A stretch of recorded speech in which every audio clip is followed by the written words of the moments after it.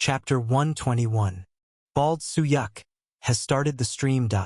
A notification that sends excitement through many hearts. Bald Suyuk stream had begun. Bald hi. Bald hello. Bald up. Bald up. Is this really the collaboration today? Literally 2 Suyuks lalalal. The speed at which viewers were entering was incredible. Surpassing 10,000, 20,000, and then 30,000. Seeing nearly 50,000 viewers join within a few minutes made Suyuk click his tongue in amazement.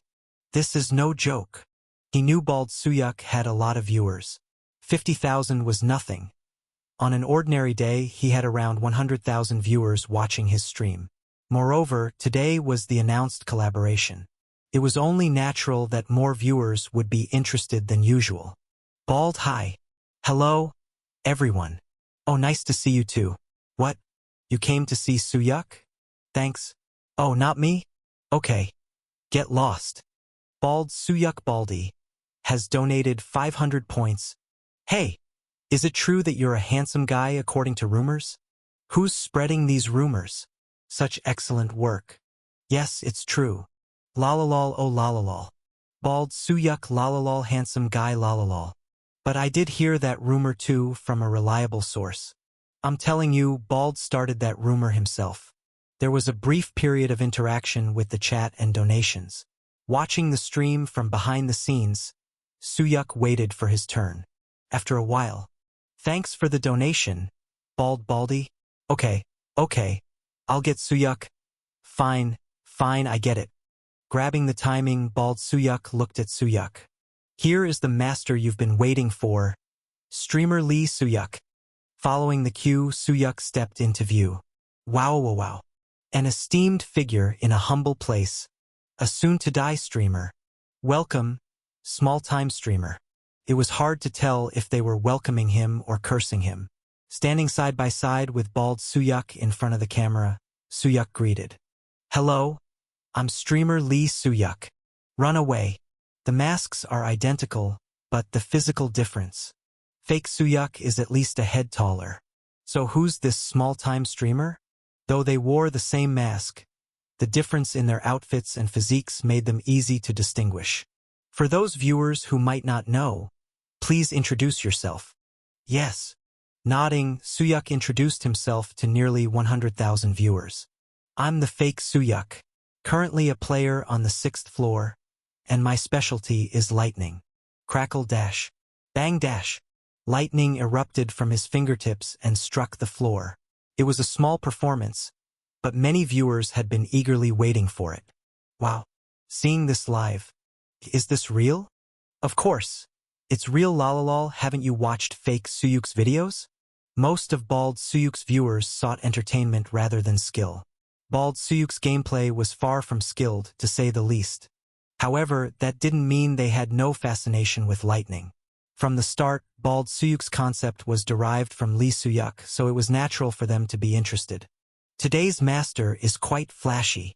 Bald Suyuk muttered in a daze at Suyuk's unexpected actions. Having heard Suyuk's determination before the stream began, he had a feeling that today's stream would be quite exhausting. Ugliness Captain has donated 1,000 points, but how do you plan to teach this hopeless case? A simple question along with 1,000 points. Given the large scale of the stream, the donations that came in were significant too. Suyuk answered the question. For now, I plan to focus on feedback. Feedback? Can that even fix him? Not a chance. Undoubtedly Bald Suyuk will win lalalal. Bald Suyuk's stream had a different vibe compared to Suyuk's. While Suyuk's stream was usually filled with compliments, Bald Suyuk's stream was fundamentally tinged with skepticism towards him. And the purpose of this collaboration was precisely. I watched all the previous content videos before starting the stream. To break that skepticism. It seems doable. There was a hint of laughter in Suyuk's voice. A statement full of confidence. And with such confidence inevitably followed something. 2ND Floor Best Sword has registered a mission. If Bald Suyuk achieves more than 10 kills today, 100,000 points. If he fails, you both have to do a couple stream. Deal? 100,000 points. An enormous sum was placed on the mission. Even with the risk of failure, it was hard to ignore. The vice president is here. 100,000 oh lalalol. Can't resist the couple stream. The missions didn't stop there. Balding Suyuk has registered a mission. I'll add 20,000 points to the same mission. Regret of the Sun has registered a mission. I'll add 30,000 points too, though I kind of want to see the couple stream. More missions poured in. Although the amounts were significant, something else astonished Suyuk even more. Are they seriously offering this much for such an easy task? They weren't asking for something as difficult as passing the 4th floor in a few days. They weren't asking to win a series of consecutive victories. Just a simple mission to secure more than 10 kills in a single game. Suyuk. A troubled look crossed Bald Suyuk's face. He seemed uncertain about his chances. But unfortunately, the acceptance of these missions was up to Suyuk. And of course, Suyuk's decision was the same as usual. We accept. The content began. The first thing Suyuk did was observe Bald Suyuk's test. For that, Suyuk started a separate personal stream. Title: Watching Bald Suyuk's Room. Master and Apprentice. Was it because the title included Bald Suyuk? As soon as the stream started, viewers flocked in. Hi. Curious about the reaction. You'll regret underestimating our bald bro. Bald Suyuk's viewers migrated to Suyuk's stream. 10,000, 15,000. In no time, the number of viewers surpassed 20,000. That's incredibly fast. Most of them were likely viewers from Bald Suyuk's stream, but even so, the rate of increase was staggering. At this pace, reaching 50,000 viewers wouldn't be out of the question. Hello, everyone. This is Lee Suyuk. Suyuk's greeting was brief and to the point. No need to say hello again, right? After all, the greetings were already done on Bald Suyuk's stream. More importantly, the content had already started. Suyuk looked at Bald Suyuk's screen. Bald Suyuk, who had started the trial, was entering the battlefield. No way, why do we have to do a couple stream, of all things? And with 2 guys? He seemed to be worrying about the penalty already. Well, frankly speaking, Suyuk didn't want to do that penalty either. 2 guys doing a We Got Married content? Absolutely not. We Got Married, Uyghur in Korean, is a content where a streamer couple, typically a male and female, act as a married couple. However, a couple stream with 2 guys was closer to a punishment than content. It's the first round, so I'll take it easy. Trust me, master. Bald Suyuk looked at the long cliff and the 2-path road, brimming with determination. But even getting into a match wasn't easy. Allies: Dale Full, Bronze 4. Rao Fail, Bronze 4. Diagrate, Bronze 4. Benito Roman, Bronze 4. A team consisting entirely of Bronze 4, the lowest rank. Due to continuous losses, the scores had dropped significantly, resulting in low-ranked teammates. It's a hell party lalalol. Seriously, I've never seen a full Bronze 4 team lalalol. What happens if he loses again? He fails the test and has to blow more points, what else? Despite the low scores, Bald Suyuk took it seriously. In an escort mission where he was on defense, he bravely faced the enemies carrying the cargo. But Reuter has killed Benito Roman. The result was no different from usual. So his real name is Benito Roman? A real name learned through the notifications. It somehow seemed unfitting compared to the nickname Bald Suyuk. A mistake. I went in too hastily by myself. But the opponent was alone, too. Suyuk sighed at Bald Suyuk's excuse. The subsequent gameplay was disastrous. He kept getting killed by enemies, continually feeding the opposing players. How he even made it to the 4th floor was a mystery. At some point, it felt like he was doing it on purpose just for the stream. Look at his expression tightening, right? Can't even see, but you know it. The mask is crying, right? The viewers from Bald Suyuk's stream kept an eye on Suyuk's reactions. In the Master and Apprentice content, all the streamers playing the Master role had similar reactions. It felt like watching an unrepairable patient. They kept sighing, unsure where or how to start fixing things. But Suyuk's reaction was a bit different. That was a kill opportunity. What is he saying? That was full HP. A narration that seemed out of place in the given scene. What? Suyuk said it was a kill opportunity? Somehow, that information was quickly relayed to bald Suyuk. Here I go dash. At that sight, Suyuk face-bombed, or rather mask-bombed. He went and committed suicide, and in the next moment, pop dash. As bald Suyuk charged, the opponent hastily backed off. Ha! Suyuk's eyes widened in disbelief. They let him live? Oh, it's the chaotic mess show lalalal. It wasn't suicide, but survival. His mind was filled with questions. How did this even happen? Both bald Suyuk charging and saying he'd die, and the opponent letting him live. No one seemed to be playing properly. The rest of the test content was a chaotic mess as well. Even in the subsequent Forest of War, the situation didn't improve. Throughout watching bald Suyuk stream, Suyuk kept repeating similar comments. That was a kill opportunity. Oh, it vanished. Why isn't the jungler farming? With this, it's an opportunity to reverse. Oh, never mind. The second test ended. The final score: 1 kill, 10 deaths, 3 assists. A result that would be odd not to sigh at. As Suyuk waited for bald Suyuk to return, he made his final assessment. Overall, everything is just a complete mess. Agreeing with the mess lalalal lol. Told him to get 10 kills and he gets 10 deaths. What is bald Suyuk even? A simple yet weighty statement. A mess. There was no better way to describe the current test. I've never seen anything like this. Having been a player for a long time, including his previous life, Suyuk was genuinely surprised. Is this even real? He had watched bald Suyuk streams before, but those times were just to see what streaming was like, not to focus on the play itself.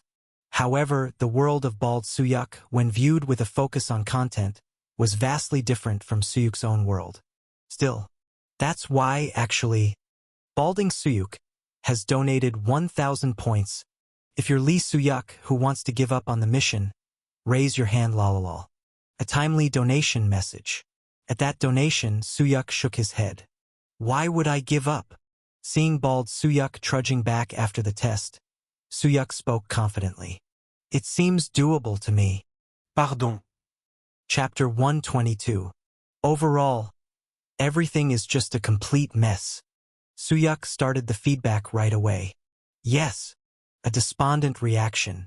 Seeing bald Suyuk's drooping ears and slightly bowed head, Suyuk offered a bit of encouragement. But that, overall, includes other people besides you, bald Suyuk. This was the best encouragement he could offer right now. Even if he was feeling down, he couldn't give encouragement where none existed. Other people too? Yes. Although bald Suyuk is particularly a mess, Suyuk quickly added. But they're all more or less the same. Given the rank, it's no surprise. From what Suyuk observed, bald Suyuk was a hardworking underachiever. Reaching the 4th floor with such talent was an undeniable accomplishment. That would have been impossible without effort. Of course, that might also have been due to having the financial means to retry the test countless times. Anyway, you're saying I'm the worst master? Yes, that's correct. This master is a bit harsh. Suyuk couldn't help but smile at bald Suyuk's comment. He had worried that bald Suyuk might get too discouraged, but fortunately, that didn't seem to be the case. Upon reflection, it made sense. Bald Suyuk had been told he was the worst nearly every day up to now. His mental strength was probably comparable to that of a high-ranking player. Suggestions like, fix this, react that way. Those are things that take a lot of time and may even be hard to achieve. Yes, that's true. Bald Suyuk nodded. Indeed, that's how other masters had tried to teach him so far. Focus on the test. Manage your skills to conserve magic. Concentrate more when using a skill. These were things he understood mentally but couldn't execute.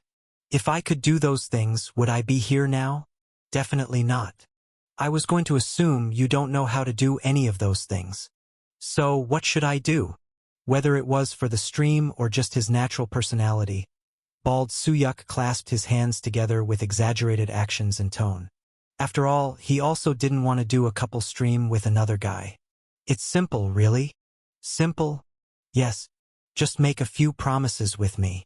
Bald Suyuk looked puzzled. Promises? Asterisk. After the feedback session, Bald Suyuk immediately began the next test. His mind was entirely occupied with thoughts of what would happen if he failed the mission. I hate this. Absolutely hate this. A couple stream with another guy. It was definitely something he wanted to avoid. He needed to complete this mission, not for the reward but to avoid the couple stream at all costs. He did say it was about promises.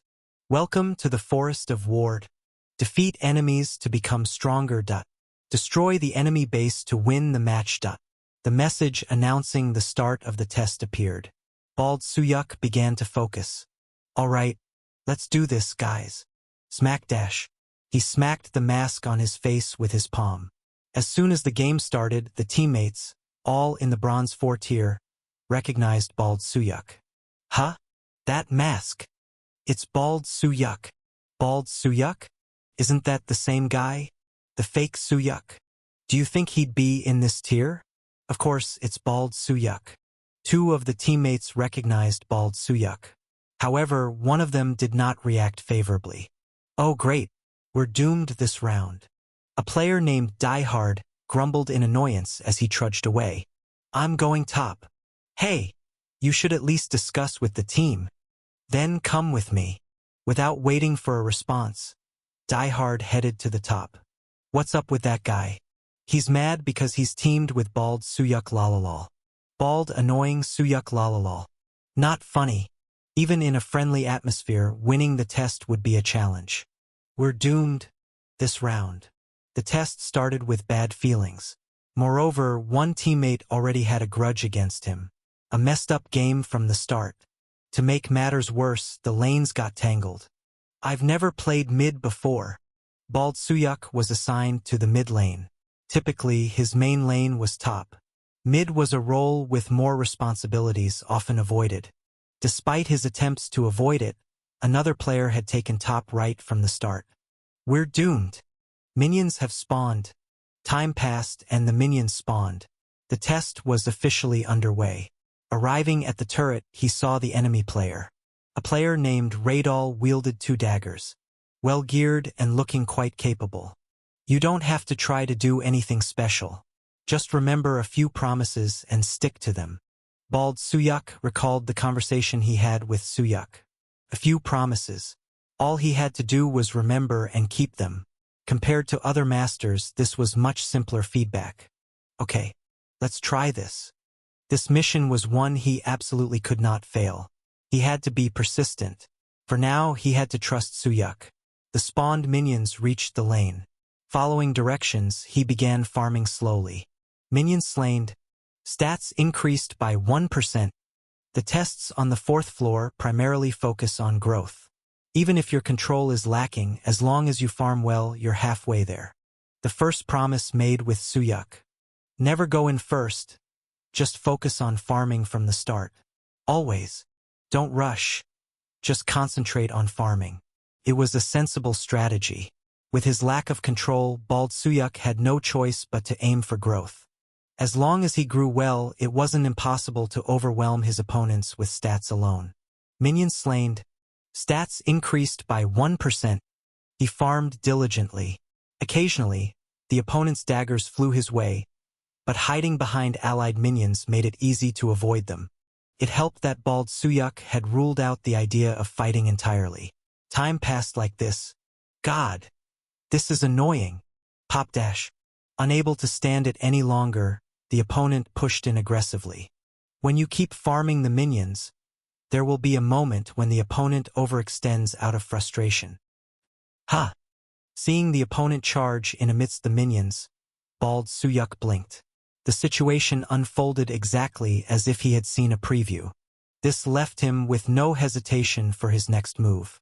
Clang dash! The daggers and sword clashed. With the sharp sound of metal scraping, the battle commenced. But, what the hell? You're just blocking non-stop. With no intention of fighting back, Bald Suyuk focused solely on defending. It was a frustrating stalemate with no clear resolution. Then, during their skirmish, hey. Bald Suyuk suddenly laughed in a creepy manner. Got it. Got what? In the momentary confusion during the battle. Huh. Radal's eyes widened as he looked around. The area was suddenly filled with minions. The allied minions had focused their attention on defending Bald Suyuk as he was attacked. Surrounded by more than 10 minions. Early game minions are quite powerful.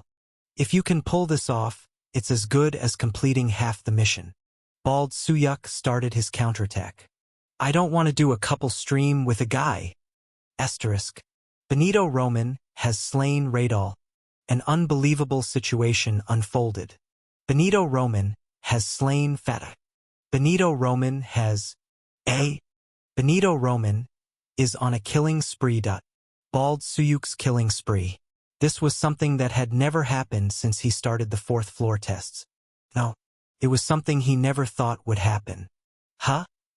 Why am I playing so well? Even he seemed bewildered. It had only been about 15 minutes since the new test started. During that time, Bald Suyuk had already scored 5 kills. How did he do that? Why is he suddenly playing so well? I mean, it doesn't really look like he's playing well, but kills keep rolling in. A continuous string of bewildering situations. He didn't seem to be playing particularly well, but he kept getting lucky with kills. It was the same from the first kill. An opponent player recklessly charged into the minions, putting themselves in a disadvantageous position, and Bald Suyuk capitalized on it. After getting the first kill, Bald Suyuk immediately moved to the top lane and secured a second kill. Thanks to growing from those kills, he was now in a position to dominate the opponent with his stats. Is it because of those promises? Suyuk's feedback was being streamed. But the feedback was so simple it seemed almost laughable. Yet, there's no need to request something difficult. It's not like you'd be able to do it anyway. The results were better than any complex feedback. 4th Floor Haunter has donated 5,000 points. Please some commentary. I beg you. A substantial donation with a short, straightforward message. It seemed like a player who had been stuck on the 4th floor for quite some time. Thank you for the donation, Haunter. I'll explain it briefly and simply. Suyuk said this while watching Bald Suyuk push the second turret. Bald Suyuk consistently abandoned farming to engage in fights. Actually, it's not just Bald Suyuk. Everyone in this rank does the same. The first promise.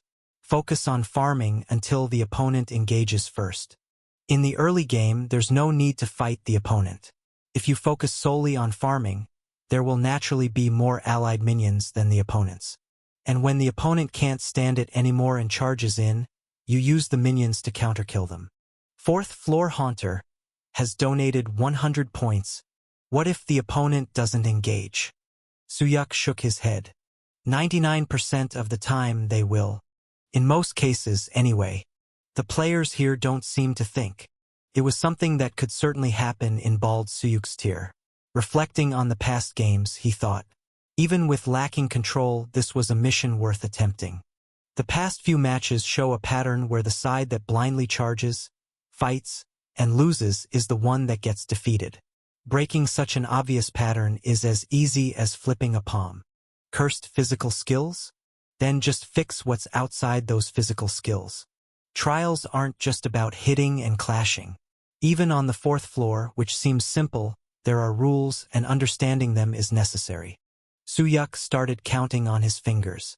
Farming, stats, minions, turrets, lanes, jungle.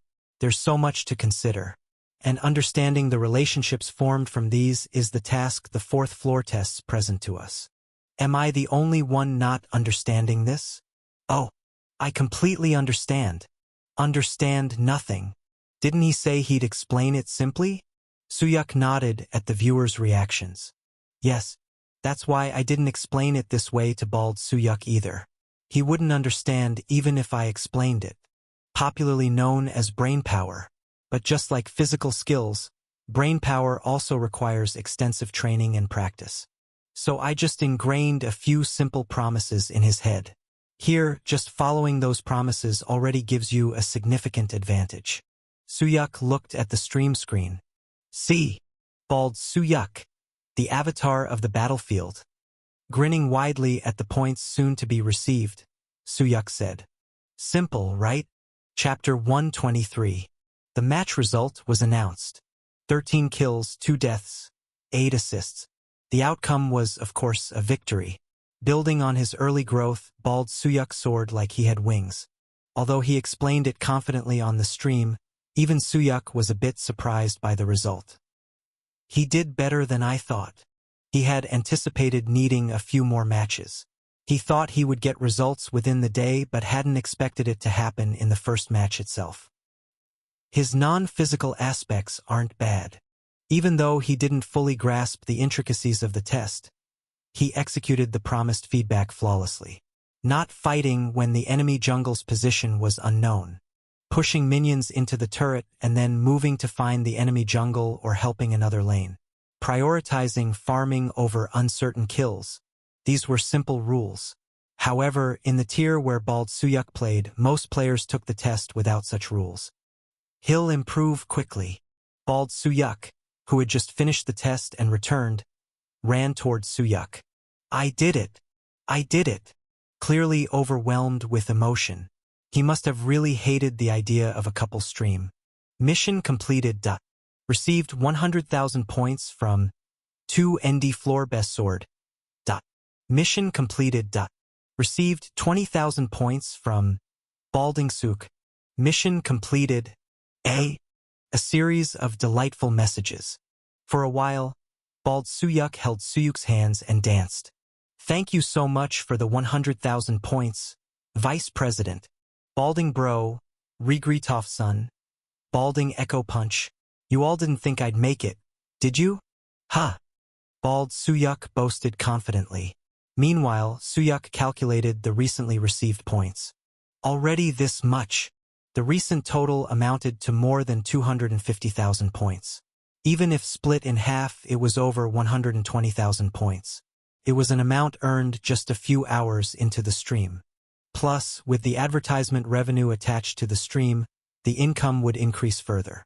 Additionally, received 100 points from 2 ND floor best sword.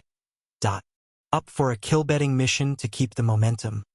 The stream wasn't over yet. A kill mission? How?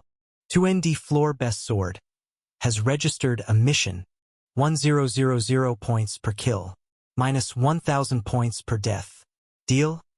Another mission. Bawled Suyuk's eyes wavered. What if I get more deaths than kills?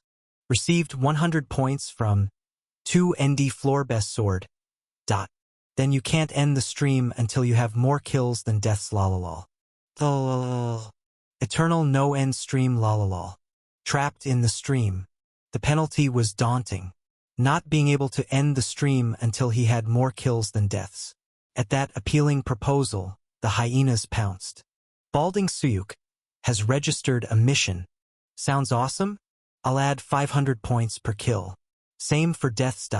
Balding Liquor has registered a mission. I'll add 300 points too. No end stream. The missions kept rolling in. This time there were far more missions than before. A dizzying amount of numbers. Huh? Huh. Even bawled Suyuk, who received the missions, was surprised at the amount. With high amounts of 1,000 points and smaller amounts as low as 100 points, the combined total per kill exceeded 5,000 points. Guys? Thanks for the missions. But can we change the penalty dash? Let's accept it. It was Suyuk who answered. Surprised, bawled Suyuk looked at Suyuk. What? Seriously? Yes. Well, should we not accept it? If the deaths outnumber the kills, we can't end the stream. It's not just me, but you too. Suyuk nodded. I know. Aren't you planning to go home? We just need to get more kills than deaths, right? How much do you think that will be at this rate? Suyuk's eyes gleamed from behind his mask. That's right, this guy's a money-hungry beast lalalol. Money-crazy Suyuk on. Is this where we see a human side of him? Bawled Suyuk exchanged eye contact with Suyuk, as if to say this wasn't a good idea. And Suyuk responded with his eyes just as convincingly. We must do this. I'll make it work. There was no way they could pass up on this lucrative mission. Trust your master this time. Blinded by the points, Suyuk saw nothing else. Let's get the most out of this. Asterisk. Bald Suyuk performed better than expected. Proving that the previous game wasn't a fluke, in the next test, he scored 9 kills and 3 deaths. However, that was good. But starting mid-game, you weren't focusing enough on farming. Greed for kills made you miss out on them. When the enemy attacks with their jungler, retreat towards your jungler's direction. Remembering this could have saved you from all 3 deaths. Even in the late game, you must keep pushing minions first. This helps locate the enemy mid and jungler positions. After each game, Suyuk provided feedback. And with each session, Bald Suyuk's kill count gradually increased. This is top-tier coaching, wow. So many useful tips in this. Is this guy a 4th floor veteran? Nah, finish the 4th floor in 3 days and move to the 5th. 3 days? That's insane. The master and apprentice content had turned into a lecture series by Lee Suyuk. Meanwhile, the mission rewards grew exponentially. As the kills increased, so did the mission rewards.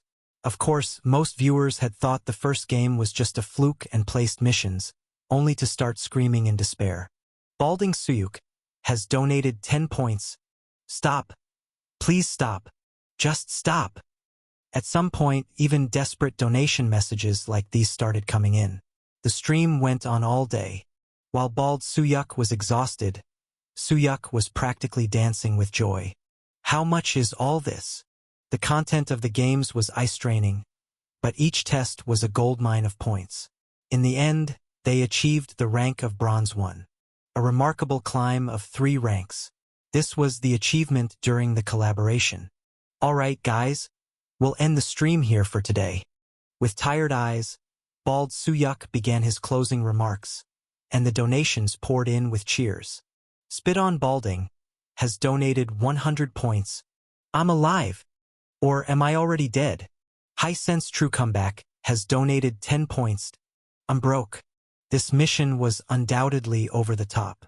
While the intention was to trap them in the stream through over deaths, the result was that only the viewers' wallets were emptied.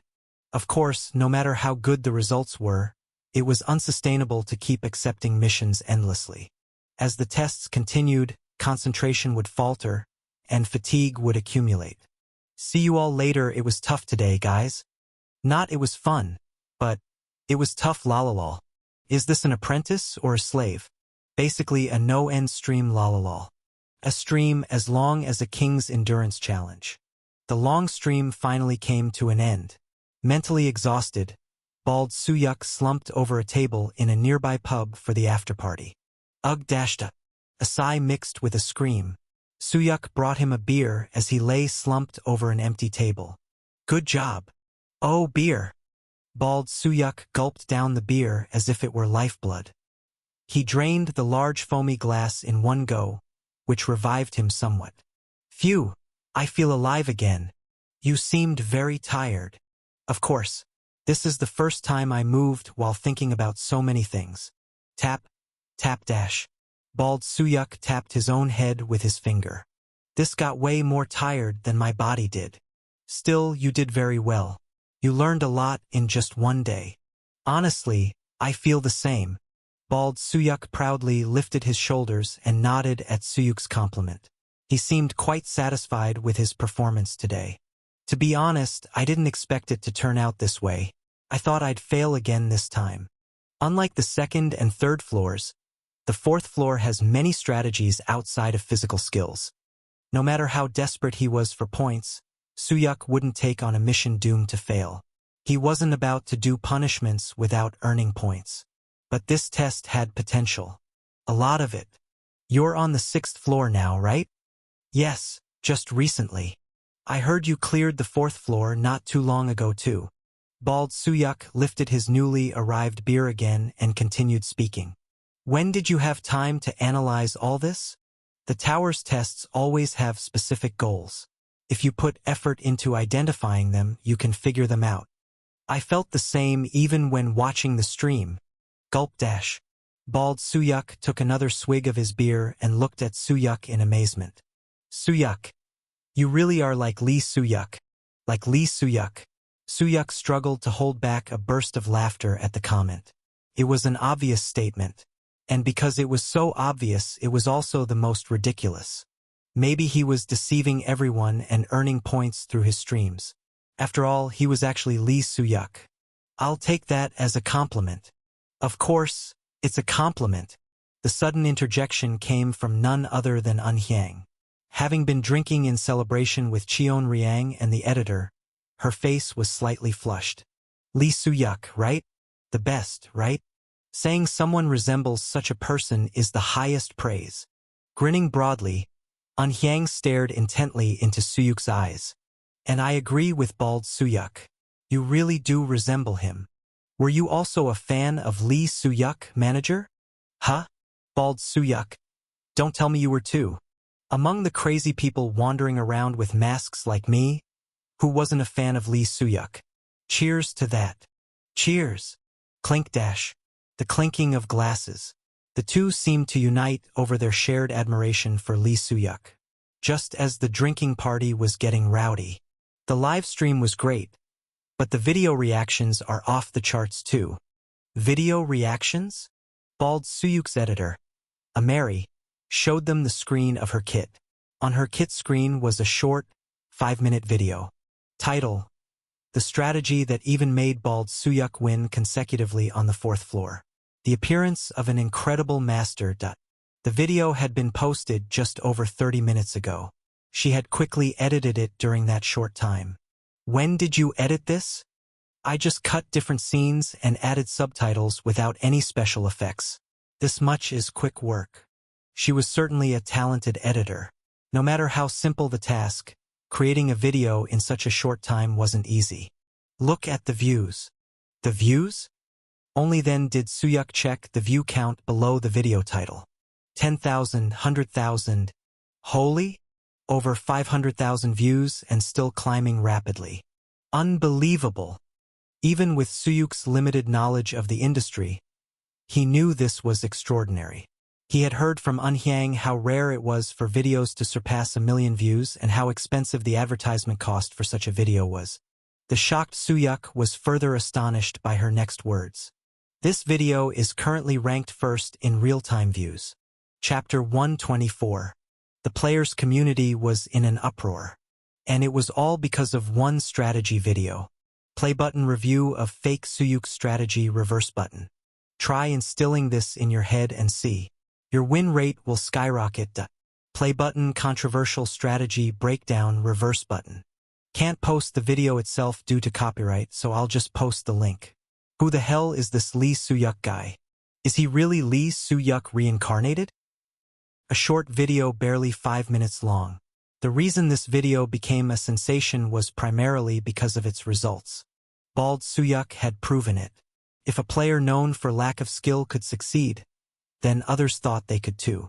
The strategy video gave hope to players who were stuck on the 4th floor and unable to progress. Play button I've figured it out reverse button. Watched the video 20 times and figured out what my issue was. Moving up to the 5th floor starting today. Some people even watched it dozens of times, finding it insufficient to watch just once. This was why the video's views skyrocketed explosively. And as a result, remaining points, 516, 228. In just half a day, an enormous profit was generated from a single video. After the after-party, Suyuk had a good night's sleep at the accommodation, and when he checked the calculated earnings, he nearly burst out laughing. As Hyang explained the earnings over coffee, Suyuk listened. The collaboration donation revenue was split 50-50, so we each got 280,000 points. Video ad revenue, additional ad revenue based on the number of views, minus the management fees. But his attention drifted away. He was half-dazed by the enormous points he had just earned. No, more precisely, his mind kept wandering to other thoughts. Where should I spend it first? The points needed to level up his next skill were 320000. Even if he leveled up one skill, he'd still have almost 200,000 points left. Selfish sacrifice is a skill that pays off in accordance with the points invested in it. Although it's burdensome, investing in it won't be a bad choice. As his thoughts deepened, the furrow in his brow grew deeper. But still, perhaps, Su-Yuk. It was then. An-Hyang leaned in closer and called out to him. Yes. Are you listening? Yes, I heard you. He did hear her. After all, his ears were open. But his attention was focused elsewhere. Anyway, this collaboration was really a big hit. Honestly, I didn't expect it to be this effective. An-Hyang seemed as excited as Su-Yuk. She had been enthusiastically talking about the success of the collaboration since earlier. Is there anything else? There is. Something even bigger than the immediate earnings. Something bigger? Could there be something bigger? The collaboration had earned a whopping 500,000 points. Even bald Su-Yuk had gone wild, calling it a huge hit. But unlike Su-Yuk, who was immediately in need of points, the manager was looking further ahead. The subscribers we gained this time. She showed him the screen of the kit she had been looking at. Subscribers. 131077. 130,000. Nearly double the previous numbers. That's quite a lot. It's increased a lot. It's early to be surprised. The video channel has almost surpassed 500,000 subscribers. Its growth rate is more than 5 times that. 5 times. Su-Yuk's eyes widened. 5 times. That was indeed an unexpected level. That's incredible. No, it's beyond incredible. Do you know how many viewers now know about you because of this? He now understood why she mentioned something bigger than the immediate earnings. For a streamer, the number of subscribers was akin to a player's level and stats. The more subscribers, the more steady viewers, and thus higher views and ad rates for videos. However, increasing subscribers was never an easy task. Attracting new viewers was hard enough, but making them return a second time was 10 times harder. He realized anew. That video must have been a massive hit. Real-time number 1. The impact of that video was significant. Even now, the subscriber count continued to grow. The video views had already surpassed 5 million. An-Hyang's eyes sparkled as she spoke. Real-time 50,000 viewers might be possible. Asterisk. Su-Yuk's next destination after the collaboration was the 5th floor. The Murim world? An-Hyang asked, seemingly taken aback. Su-Yuk nodded with a slightly puzzled expression. Yes, I'll be there for a short while. Of course. I'll be wherever you are. But why specifically there? I have some business to take care of. It happened faster than expected, though. Jinwon's procedures are expensive. Unbelievably so. 1,000,000 points was a sum difficult to gather even for most rankers' entire fortunes. But thanks to this collaboration, Su-Yuk could get closer to his goal faster than expected. How long will it take? I'm not sure. It could take as little as 2 days or as long as 5. The duration of the procedure varied greatly depending on its type. It wasn't a short amount of time but was absolutely necessary. The outcome of a test depends on its results, especially if it's in Asgard, where there are many things to accomplish. Everything must be prepared. From gloves made with Heart of Thunder to procedures. Every available method must be utilized. And also, I might get contacted at any time. Glancing at his kit with no notifications, Su-Yuk thought of Greg, the player he met at the Dark Map branch on the 4th floor. He had tasked Greg with investigating Blue Zone. The results would be known later, but if he needed power immediately. He has to enhance his abilities right now. For that, Jinwon's procedure was the best choice. Raising the level of selfish sacrifice was another option, but the most reliable way was securing stats through a procedure. 2 to 5 days. An-Hyang repeated the same words, seemingly thinking hard, and then nodded. Got it. I'll wait. Is there something wrong? No, nothing at all. Waving her hand dismissively, she replied awkwardly. Nothing. The place Su-Yuk chose for his accommodation on the 5th floor this time was different from before. a small inn on the outskirts of a relatively quiet city. The small courtyard attached to the building was quaint but well-maintained. After Suyuk left, Anhyang and Cheon-ryang, left alone, waited for him to return at the inn. Slurp. Sipping warm tea, Cheon-ryang gazed at the pond in the courtyard, a pond inhabited by 2 goldfish. In the serene atmosphere, for some reason, his chest felt constricted. I thought we'd never come back down here. It just happened this way. Crunch dash. Biting into a piece of dangwa, Korean traditional sweets, Anhyang looked up at the sky of the Murim world, a familiar sight she had seen since childhood, yet a world she never wanted to return to, especially recently.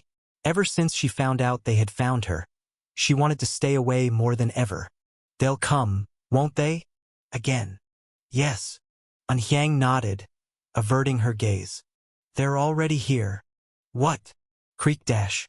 Right at that moment, the front gate of the inn opened. With a creaking sound, a group of people entered the courtyard through the opened gate. Cheon-ryang stood up abruptly. The person leading the group was a familiar face. Back again. Nice to see you again, senior sister. A woman with a beautifully sculpted body, half of her face concealed by a black cloth. Mui had come looking for Anhyang once more. You brought more people this time? Anhyang popped the last piece of dangwa into her mouth and chewed. But they're just more riffraff anyway, showing no signs of tension. Mui didn't find Anhyang's attitude odd. She was someone who had both the right and the power to act that way. But this time, I have to be a bit rude. Why? Want to fight me? Not right now, but... Mui glanced at the men who had followed her as she spoke. That time is not far off. Anhyang's eyes narrowed. There was a reason she had brought more of these riffraff. A warning. Yes, their numbers were a warning in itself. Right now it's 5 or 10, but at any moment it could be more. And they could wield enough force to take you away. Regrettably. Indeed, it seems so. Anhyang nodded. Anhyang didn't think Mui's words were lies. She knew that Mui genuinely felt sorry for her. That made her all the more angry. That's why they sent you. The reason the Murim world sent Mui to her was right here. Anhyang couldn't kill Mui. Knowing that she genuinely felt sorry for her, she couldn't bring herself to do it. Their relationship had always been this way since childhood. Mui admired Anhyang and felt sorry for her. Are you really not going to come back? What would happen if I went back? Anhyang gave a bitter smile. Would my life be there? Mui lowered her head. She had no answer, because she knew it wasn't true. The Murim world, or rather, An Cheonguk's vision for Anhyang's life, was far from the life she wanted. Listen, Wea. Anhyang called Mui as if she were comforting a child. I'm not going back there. I don't want to go back. Anhyang's response was firm. Even if it means dying in battle, I will never. Are you sure about this? Mui's gaze shifted to Cheon-ryang. You haven't told her yet, have you? Cheon-ryang flinched at those words. What? If you don't return. As if trying to stop Mui from speaking, Cheon-ryang made strange noises and approached her. With his rough hand, he covered her mouth, wearing a troubled expression and gritting his teeth. Hey, come on.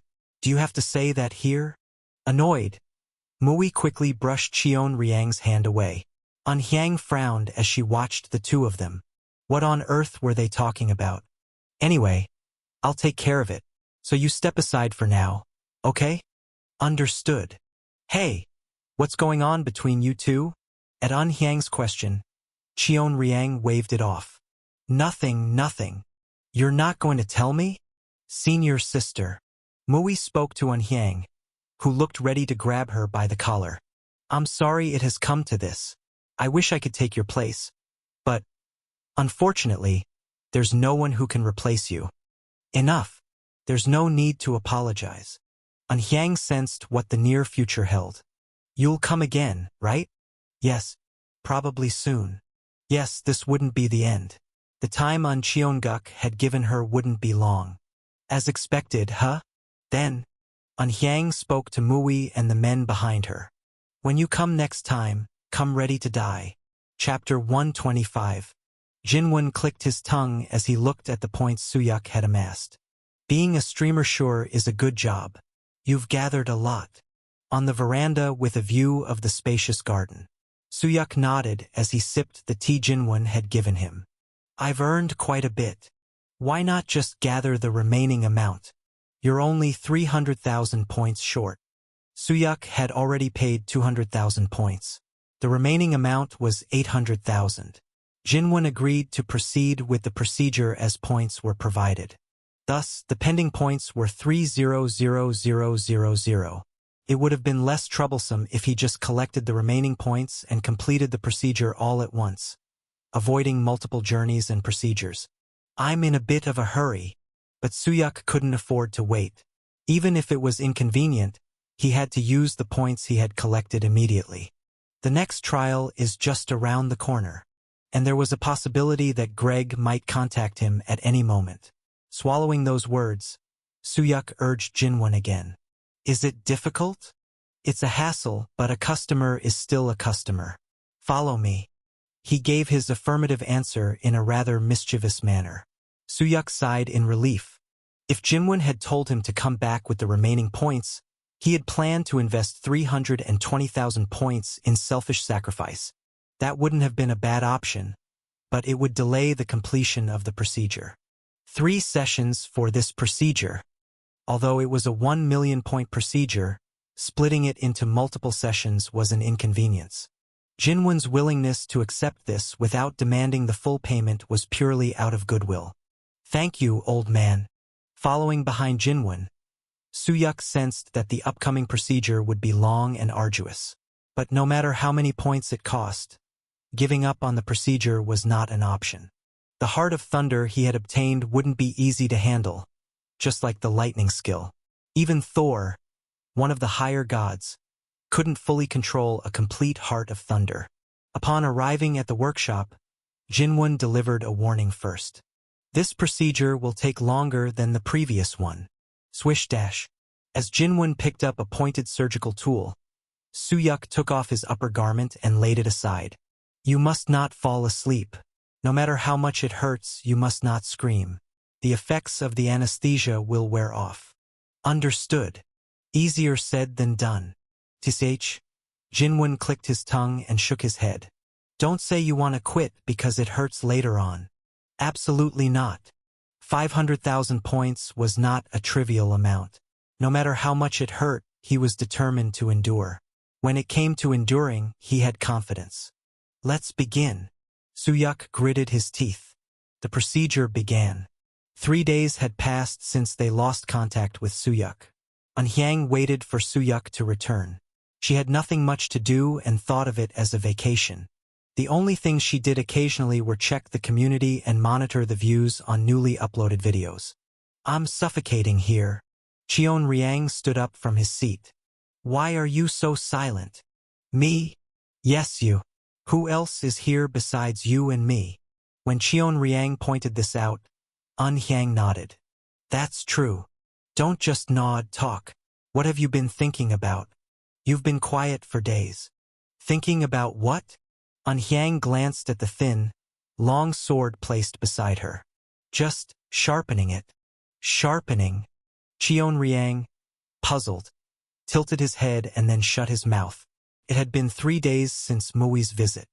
It wasn't the first time, so he didn't think much of it. He thought she had come to persuade Anhyang once again. But it seemed that wasn't the case. Is she preparing to fight? From that time onwards, Anhyang had been preparing for battle. She hadn't been active as a player for a long time, living as a manager in the streaming world. A sword that hasn't been used for a long time tends to rust. Anhyang was silently honing herself, sharpening her edges. Probably soon, she would have to use it. Is that so? Trying his best to act nonchalant, Cheon Riang stood up.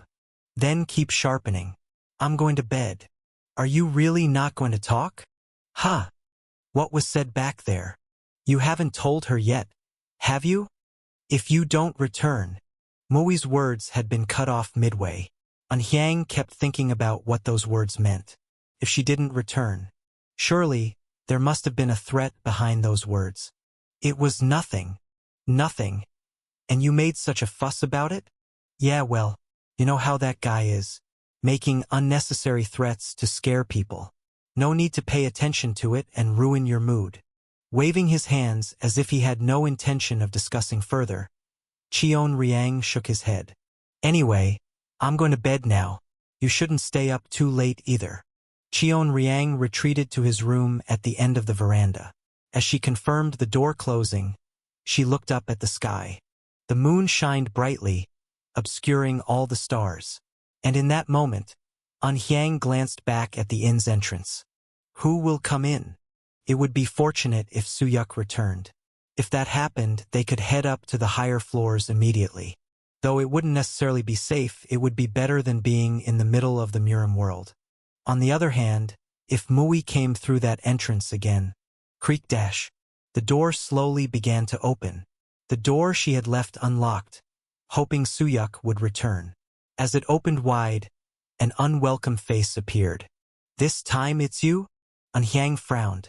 A man with a blue scabbard at his side. His mask lowered to reveal a scar running down one eye. He looked at Hyang with a calm gaze. You dare speak arrogantly to your master. Master? She left that place ages ago. Just call me Uncle Hyop. Once a master, always a master. The bond between us is unbreakable. Hyang's former master. He extended his hand toward her. Let's go back now, Hyanga. Everyone is waiting for you. Like I care if those bastards are waiting or not. Sa. The sharp blade she had been honing revealed its aura. Hyang's narrowed, gleaming eyes made the surrounding air grow cold. Among the men who followed Cha Hyop, some began to breathe heavily through their masks. As Hyang started to draw out her energy, it became difficult even to breathe.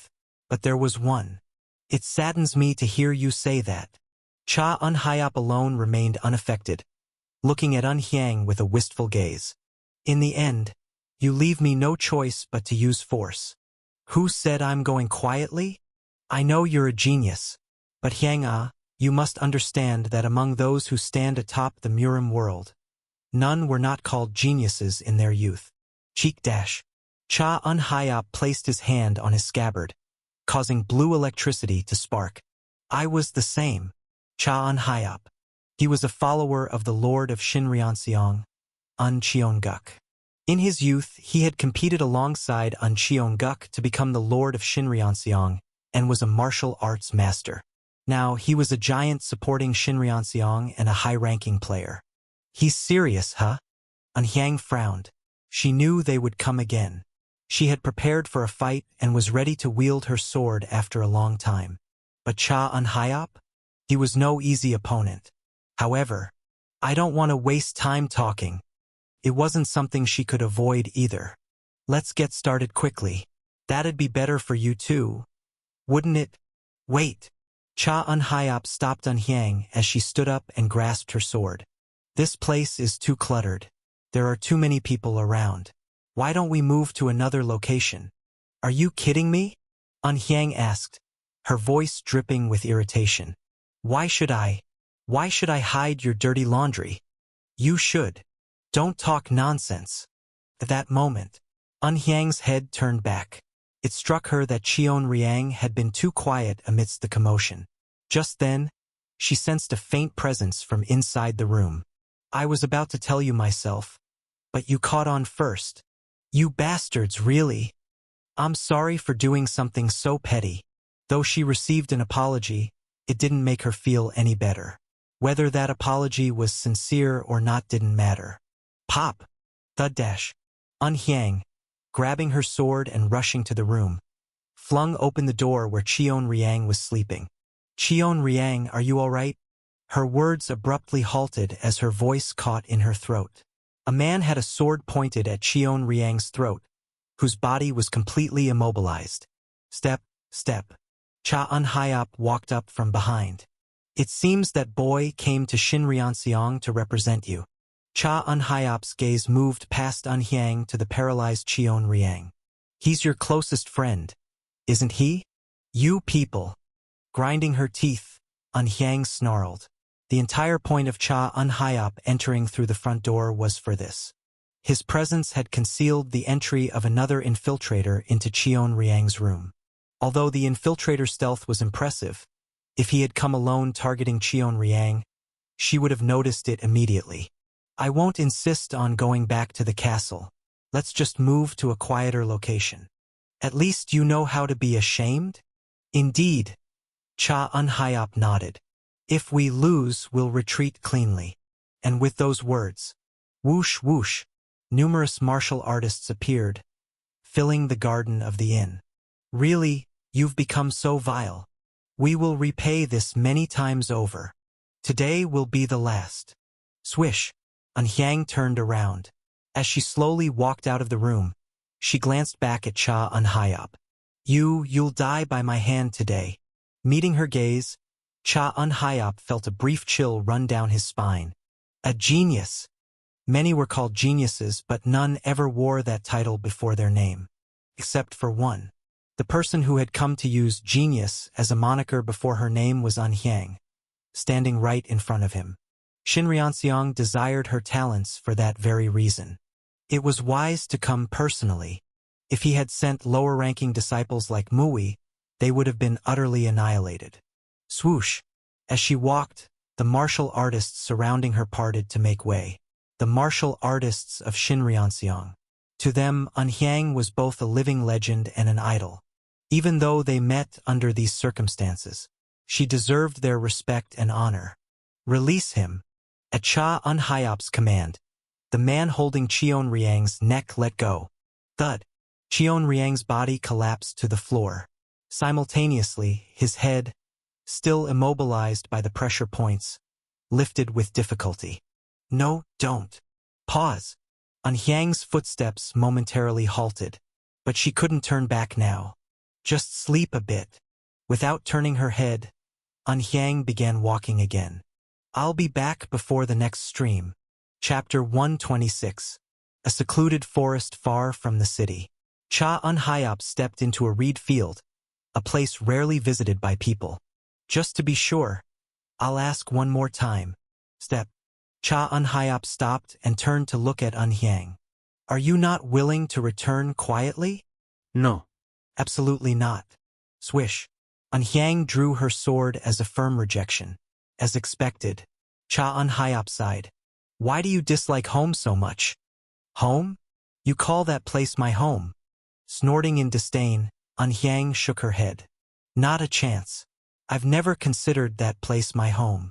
Your thoughts do not matter. If the place where you were born and raised isn't home, then what is? That place. Shaking her head, Hyang swung her sword side to side as if to dismiss the conversation. No, forget it. What good does it do arguing with you? I cannot understand you. You don't know anything. Hyang. Recalling memories from long ago, Hyang closed her eyes tightly. Do you know why I hate that place so much? It is the fate given to you. As she slowly reopened her eyes, Cha Hyap came into view, a follower of Cheonguk, a high ranker known by the title of Heavenly Thundersword. He stood there, ready with his sword to drag her back. This time, let me ask you, master. Hyang's tone turned courteous. Cha Hyap sensed the impending fight and sharpened his magic. Speak. You're not planning to just leave, are you? It was a desperate plea. But, of course not. He too could not back down. Sigh. I figured as much. With a sigh, Hyang's sword turned crimson. So you're insisting on dying by my hand. Everyone, get ready. Swish. Clang. The martial artists drew their swords. They were different from the previous ones. Unlike the riffraff who had come with Mui, these were Shinryeonseong's elite. Dozens of elite martial artists. Their sword tips all pointed at Hyang. But then, whoosh! Suddenly, Hyang, scattering fierce winds all around, darted towards Cha Hyap. Boom! Clang!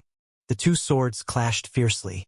Hyang, who had swiftly reached Cha Hyap while weaving through the martial artists, flashed her eyes. How about we skip the fodders and settle this between us? Being out in the world for so long has made your tongue sharp. Clang dash. Unhyang swung her sword, deflecting Cha Unhyop's attack. Sling. Whack dash. Bamboo stalks were sliced and scattered.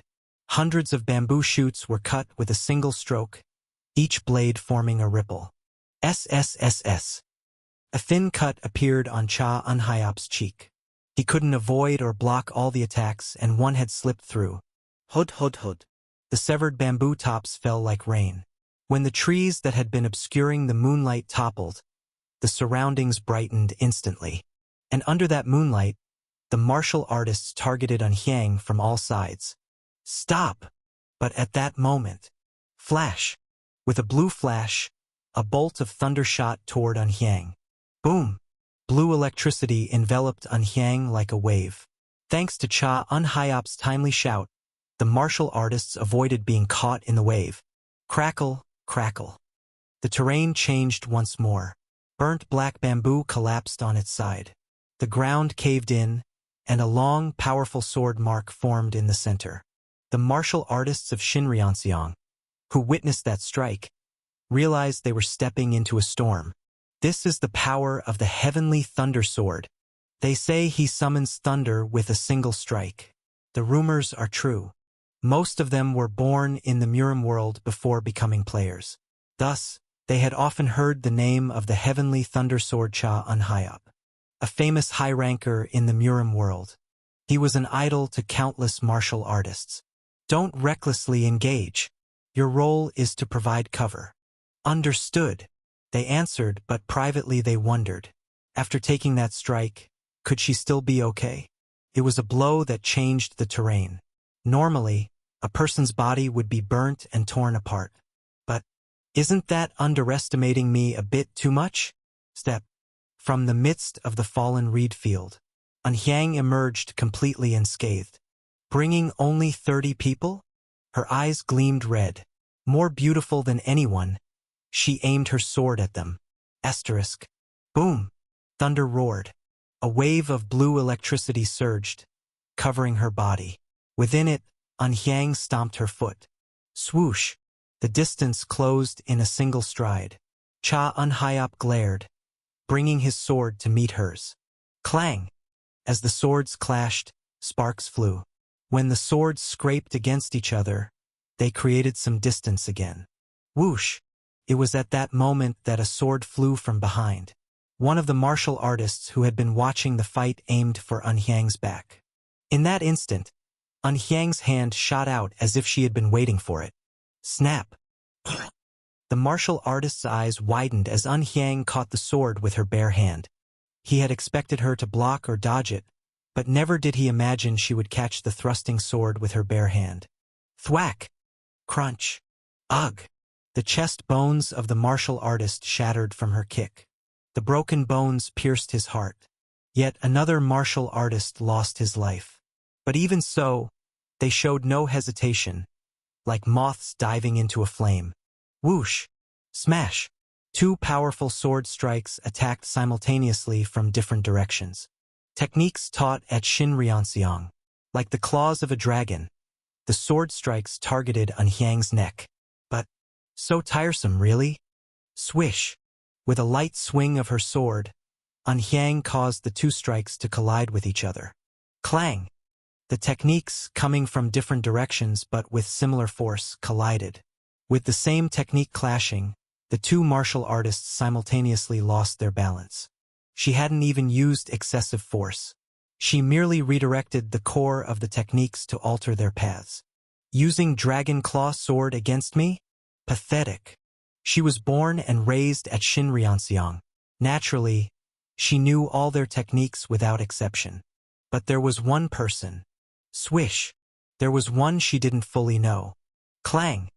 Cha Unhyop's sword, accompanied by a blue streak, pushed Unhyang back. As the swords clashed, Cha Unhyop's hand pressed against Unhyang's abdomen. Didn't I tell you? Damn it! She swore, but it was already too late. They are only here to cover. Boom! Blue lightning surged from Cha Unhyop's palm, pushing Anhyang far back. Crashing through bamboo trees, she tumbled across the ground, kicking up dust. Ugh! Quickly regaining her balance, she clutched her abdomen. It felt as if her insides were tangled. The electricity coursing through her body made her feel paralyzed. The minor wounds inflicted by the sword were also a problem. It's the same pattern continuously. The minor wounds and now this major one. All were inflicted while she was dealing with other martial artists. They picked some sophisticated bait this time? Bait. That was the role of the 30 Shinryeonseong martial artists. They were there only to support Cha Eun-hyop. But part of that support role was also to divert Anhyang's attention. They are not just any disposable pawns. Tap dash. Cha Eun-hyop approached Anhyang. His eyes were filled with sorrow. More than 10 martial artists of Shinryeonseong had already lost their lives, so it was only natural. The deaths of these men won't even be recorded in history. They will merely become fertilizer, buried in the ground. Yes, it's unfortunate. So why don't you stop now? At this rate, they'll all die. Anhyang was confident. There were 17 Shinryeonseong martial artists still alive. She was confident she could kill them all. Cha Eun-hyop knew that Anhyang's words were not mere bluster. However, even if that were the case, you wouldn't win. The problem was Cha Eun-hyop himself, more than the combined force of the 30 martial artists. Even if she managed to kill them all, as long as Cha Eun-hyop was alive, she couldn't claim victory. Are you saying it's okay for them to all die? It would sting my heart a bit, but what can we do? They are martial artists under Shinryeonseong, carrying out their mission. That's just a senseless death. It might be, but you know as well as I do that we cannot back down. Cha Eun-hyop was right. Returning would lead to the same result. If they went back now, they would all be killed by An Cheonguk. Then let's have a fair one-on-one match. You know as well as I do that Shinryeonseong has its roots in the dark arts. Oh, really? Boom! Crash! Every time their swords clashed, the sound of thunder roared. Cha Eun-hyop felt his wrist tense up several times over as he marveled at Anhyang's skill. That was true. Before coming here, Cha Eun-hyop had been confident that he alone would suffice. But An Cheonguk had persuaded him otherwise. Take about 30 men with you. It was a baffling request. No matter how much of a genius she was, Anhyang was just a subordinate disciple. She was neither an active player nor a martial artist, just a manager. Even I alone am more than enough. No. It has to be excessive. It must be overly excessive. I understand it's an important mission, but no. It's not about importance. It's about whether it's enough. Enough. Understanding those words, Cha Eun-hyop couldn't help but feel his pride wounded. I am not the weakling I once was. I know. Cha Eun-hyop, the Heavenly Thunder Sword, is a splendid title. You don't even care about me, so how do you know? It's not because I don't know you, but because I don't know her. Those words startled Cha Eun-hyop even more. An Cheonguk, who never admitted ignorance, said he didn't know. She's a talent crafted by the gods. I cannot fathom how much she has grown. A talent crafted by the gods. An Cheonguk's reserved praise. Even though she was his blood, he never used such words lightly.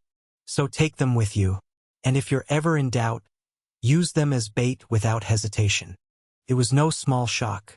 Cha Eun-hyop, in his first clash with Anhyang, reached the same conclusion. One-on-one wouldn't be easy. A talent crafted by the gods. A genius, amid countless geniuses, as if chosen by the heavens to possess that title, that was Anhyang. Slash! Another martial artist who tried to sneak up on Anhyang was cut in half by her sword. And in that brief opening, Cha Eun-hyop, once more, thrust his sword charged with blue electricity. Clang! Gh! Anhyang staggered once more. Her wounds increased, just like clothes soaked in drizzle, or a stone step eroded by raindrops. She was gradually crumbling. But, and looking at her with pity, the heavens granted you talent but took away your fate. Cha Un-hyop gripped his sword tightly. Now he felt confident he could take her down alone. Chapter 127. The sound of insects filled the air. It was quiet, so quiet that he could hear the insects chirping, the wind blowing, and even the faint rustling of mice. Twitch. Cheon Riang slowly moved his fingers. Cold sweat dripped down his body. It was the result of his desperate efforts to unblock his disrupted energy flow. As he started to regain movement little by little, Cheon Riang forced his voice out in the direction where Unhyang had disappeared. That bastard! He struggled to utter each word, thinking of Unhyang. No way. Cha Un-hyop came. Just as Unhyang had long been part of Shinryeonseong, so had he. Even though he didn't possess the God-given talent that Unhyang did, Cheon Riang was well-versed in the workings of Shinryeonseong after having spent considerable time there.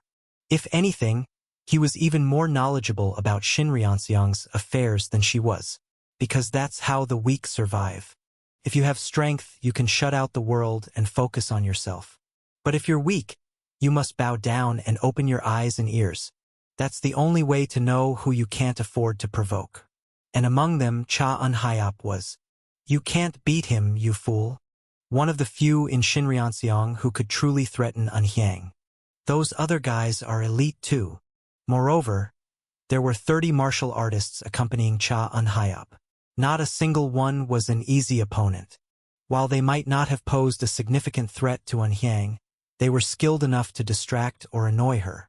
And that was fatal when fighting an opponent like Cha Un-hyop. Sending Cha Un-hyop alone would have been bad enough, but sending 30 more along? Shinryeonseong was serious. Clench. As his energy flow started to return, strength slowly came back to his body. Gritting his teeth hard enough to crush them, he reached out his hand. His vision turned red as the small blood vessels in his eyes burst. With trembling hands, he managed to pick up his fallen kit and shakily dialed a number. I can't help. With his skills, he couldn't even handle one of the martial artists following Cha Un-hyop, let alone Cha Un-hyop himself. Unlike Unhyang, he wasn't born with talent and had stopped trying after facing setback after setback. But that didn't mean he could just stand by and do nothing. He needed someone who could come immediately, who was much stronger than himself and who could help. Please pick up. Only one person came to mind. He wasn't sure if that person could change the situation. Nor was he certain that person would fight against a significant force like the Murim world for people he had only known for a few months. But, step. He had no one else to rely on. Asterisk. Drip. Drip. Blood from his forearms, whose, he didn't know, pooled at his fingertips and dripped onto the ground. The smell of blood stung his nose. The blood, mixed together, created a hellish scene.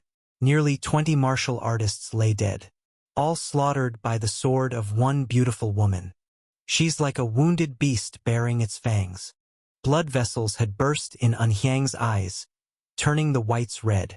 Her presence was so terrifying that the remaining martial artists hesitated, retreating in fear. To make those ready to die for their cause retreat spoke volumes about her aura. What are you doing? Not fighting. Even while staggering from heavy blood loss, Unhyang didn't stop. Step. Unhyang advanced towards Cha Un-hyop. As if her life had no value, she paid no heed to her bleeding. Don't overdo it. You can't kill me anyway. She had a point. Shinryeonseong's objective from the beginning was to capture her alive. Knowing this, Unhyang could continue fighting despite the odds. You're right. In truth, Cha Un-hyop had to be cautious while fighting her. Even when he could have severed her head or pierced her heart, he focused on inflicting minor wounds rather than striking deadly blows. But that doesn't change the situation. It just takes a bit longer. Your words are long. Step. And your feet aren't moving. Despite her injuries, it was Unhyang who closed the distance. With her eyes now blazing red, she glared at Cha Un-hyop. Are you scared of me? Gasp. Crackle. Blue electricity gathered on the tip of Cha Un-hyop's sword. Cutting thunder. Boom. With his sword strike, a blue wave surged forth. The already leveled bamboo forest's ground erupted, mixing black soil with blue electricity. Swish! Unhyang plunged through the chaos, closing the gap in an instant. Swipe! One hand swept the sand aside. Absorbing the shock of the electricity with her body, she swung her sword at Cha Unhyap. Slash! Slash! A long cut appeared from his chest to his shoulder. If he hadn't twisted his body, she could have easily severed his neck in one blow. Moving slowly, he had thought she was exhausted. Does she still have this much strength left? Boom! Wielding his sword imbued with electricity, Cha Unhyap showcased his prowess as the Heavenly Thunder Sword. Unhyang and Cha Unhyap clashed again. Both were injured, but Unhyang had sustained more severe wounds. Drip, drip. Her arm was paralyzed and mangled. The wounds on her waist and shoulder were all critical. She tried to muster her focus, but her consciousness began to blur. Am I losing? She had to admit it. Her opponent was Cha Unhyap. He had wielded a sword long before she was even born and had trained relentlessly, becoming a high-ranking master in the tower. Even in a one-on-one fight, she couldn't be sure she would win. And Cha Unhyap was supported by 30 highly skilled martial artists. It was difficult. At this rate, blur. For a moment, Cha Unhyap's sword appeared as two. Her consciousness slowly started to fade. Half-conscious, she swung her sword. Slice. Boom! Cha Unhyap's forearm was slashed deeply, while an explosion of electricity erupted in Unhyang's abdomen. Both staggered. With both sustaining injuries, they momentarily distanced themselves from each other. Truly a talent bestowed by the heavens. A voice without a face spoke. Her vision blurred. She sensed Cha Unhyap aiming his sword at her once more. With her eyes and mind hazy, as she instinctively swung her sword, hazy memories from the past unfolded before Unhyang's eyes. Who are you, mister? He'll be the one teaching you from now on. Teaching me? It was Cheonguk who answered Unhyang's question. The man who spoke of heavenly talent and used difficult words looked at her with an expression akin to observing a curious animal. Boom! Once again, a wave of blue electricity enveloped her body. Felt strange. Just a moment ago, it hurt as if she was about to die, but now she felt nothing. So, is this Mr. my teacher? Something like that. Who is this Mr. anyway? She wasn't genuinely curious when she asked. To be honest, she found it amusing. A nameless stranger who suddenly appeared and claimed he would teach her. How will you prove you're qualified to teach me? She was merely 18, a confident youth, and she had every reason to be. She was always the best among her peers, and even among the adults at higher ranks, not many could match her. Wouldn't it be troublesome if the student surpasses the teacher too quickly? She was confident there were few in the world who could teach her. But then, prove it. The man proved his qualification in a manner far surpassing what Unhyang had expected. Ugh! Is this enough proof? The man, right then and there, used his hand to pierce Cheonguk's belly. Blood dripped down in chunks from Cheonguk. Bright red blood stained the man's hand, and the overwhelming smell of blood hit her senses for the first time. All of this happened in the middle of Shinryeonseong. In shock, she was immobilized.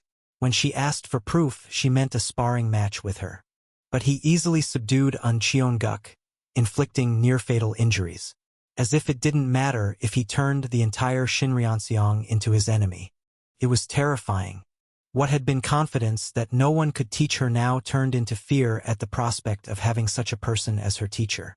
That time, recalling the past, Unhyang let out a small laugh.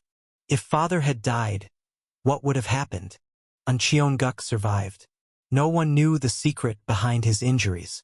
Despite the attack occurring in his own private quarters, Cheonguk kept everything strictly confidential. What if I hadn't met him? Unhyang learned the man's identity much later, probably after learning a great deal from him. Are you curious about who I am? If I weren't, would I keep asking? A man who had the power to subdue the Lord of Shinryeonseong in an instant, at the heart of Shinryeonseong. It was impossible not to be curious. It would have been odd not to be. After asking countless times, the man finally spoke. I am. She wished she hadn't heard it. If she hadn't, she wouldn't have to grapple with these thoughts now. Grit, clenching her teeth and pulling herself together, she focused back on Cha Un-hyop's face as their swords clashed fiercely. Felt like coming back to reality. Boom! Cha Un-hyop unleashed thunder once more. The force was immense, but strangely, it didn't hurt as much as before. Are you going to go back like this? A small voice whispered in her ear. She knew exactly whose voice it was. Shut up. You hate it, don't you? Then make a decision. Her mind wavered. She had made a decision long ago, but the thought of losing now was utterly repugnant. Losing to Cha Un-hyop meant returning to Shinryeonseong. Just close your eyes once. She knew it wasn't just once. Most things that start by saying just once lead to a beginning. But just once. Sometimes the inescapable horrors right in front of you make that just once seem acceptable. Fine. Slurp.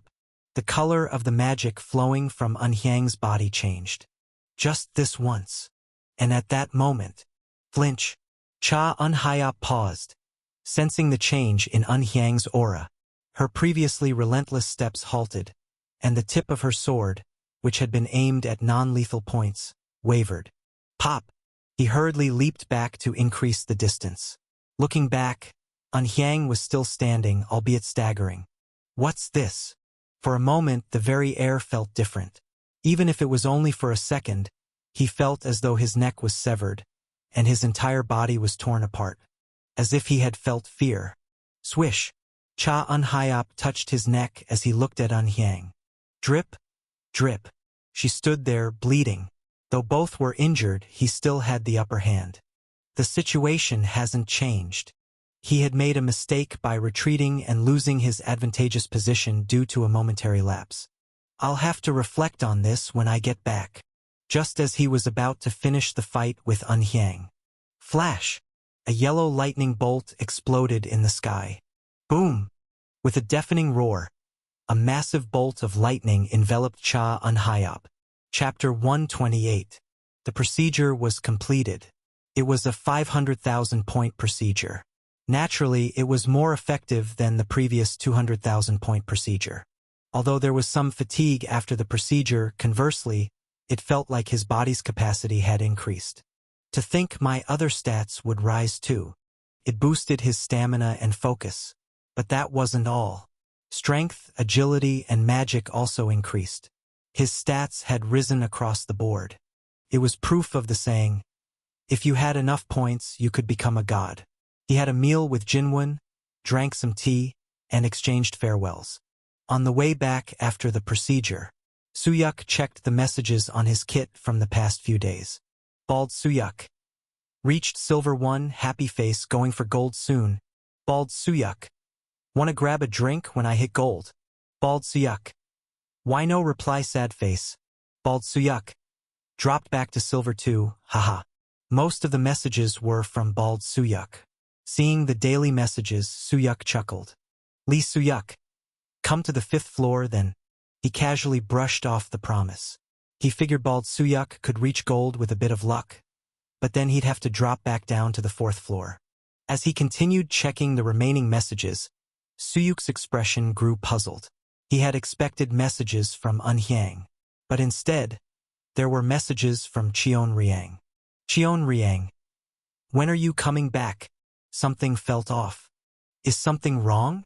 Cheon-ryang, not Unhyang, had messaged him. It didn't seem like a serious issue, but he had an odd feeling. Of course. I'll be wherever you are, but why specifically there? How long will it take? I'll wait. Her response seemed to indicate she wasn't entirely comfortable being in the Murim world. Suyuk picked up on it too. He knew she had issues with the Murim world, but he didn't think there would be any major issues, because she was strong. Lee Suyuk. I'll be there shortly. He replied but received no response. It was late. They might have been asleep by now. Step. He saw the inn where Unhyang and Cheon-ryang were staying. Buzz. His kit buzzed then. It was a call from Cheon-ryang. Oddly enough, he seemed to check the message only upon reaching the inn. No need to answer. Click. He sensed something amiss right then. The inn was too quiet. Eerily so. The front gate was wide open, and there were a few shallow footprints. Trained martial artists had passed through. Step. His pace quickened. He walked into the inn and answered Cheon Riang's call. And at that moment, "What is this?" Holding the kit with difficulty, Suyuk spotted Cheon Riang crawling across the floor. Crackle, crackle. In the spot where yellow lightning had struck, Cha Un-hyop stared at the man who appeared in the middle of the battlefield. Lee Suyuk. His expression was obscured by a mask. Cha Un-hyop couldn't guess what had brought him here. He was merely a streamer. It seemed improbable that he would come all the way here to become an enemy of the Murim world. What business do you have here? The opponent was both a player and a streamer, and one with a considerable number of viewers. Cha Un-hyop had no interest in the profession of streamers, but he did understand their considerable influence. Are you planning to fight us? Crackle. Before he could finish, Suyuk moved, not towards Cha Un-hyop, but towards the other martial artists. Wait! Master! Cha Un-hyop halted as he moved to intercept Suyuk. He had momentarily forgotten due to the sudden turn of events who his real opponent was. If you touch him, you will really die. Slash! A long cut appeared on his back. Reacting instinctively and moving forward saved him from being split in half, but it was still a critical injury. Gore! Cha Un-hyop quickly distanced himself and refocused on Un-hyang. It was a mistake. Distracted by Suyuk's unexpected arrival, he had lost sight of his true opponent. Facing Un-hyang again, Cha Un-hyop felt something had changed. She has changed. Just moments ago, Un-hyang seemed on the brink of collapse. And it wasn't only due to her injuries.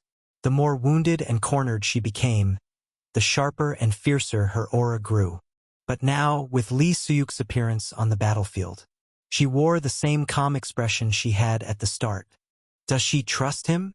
Streamer Lee Suyuk. Cha Un-hyop had heard his name in passing, even though he paid little attention to lower-rank affairs. A player who was rapidly ascending the tower and making a name for himself. And he shared the same name as a legendary figure among players.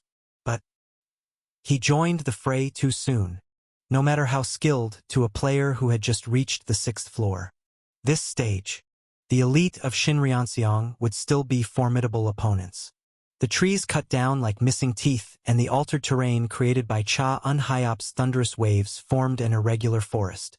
The martial artists of Shinryeonseong used this forest as their battlefield against Un-hyang.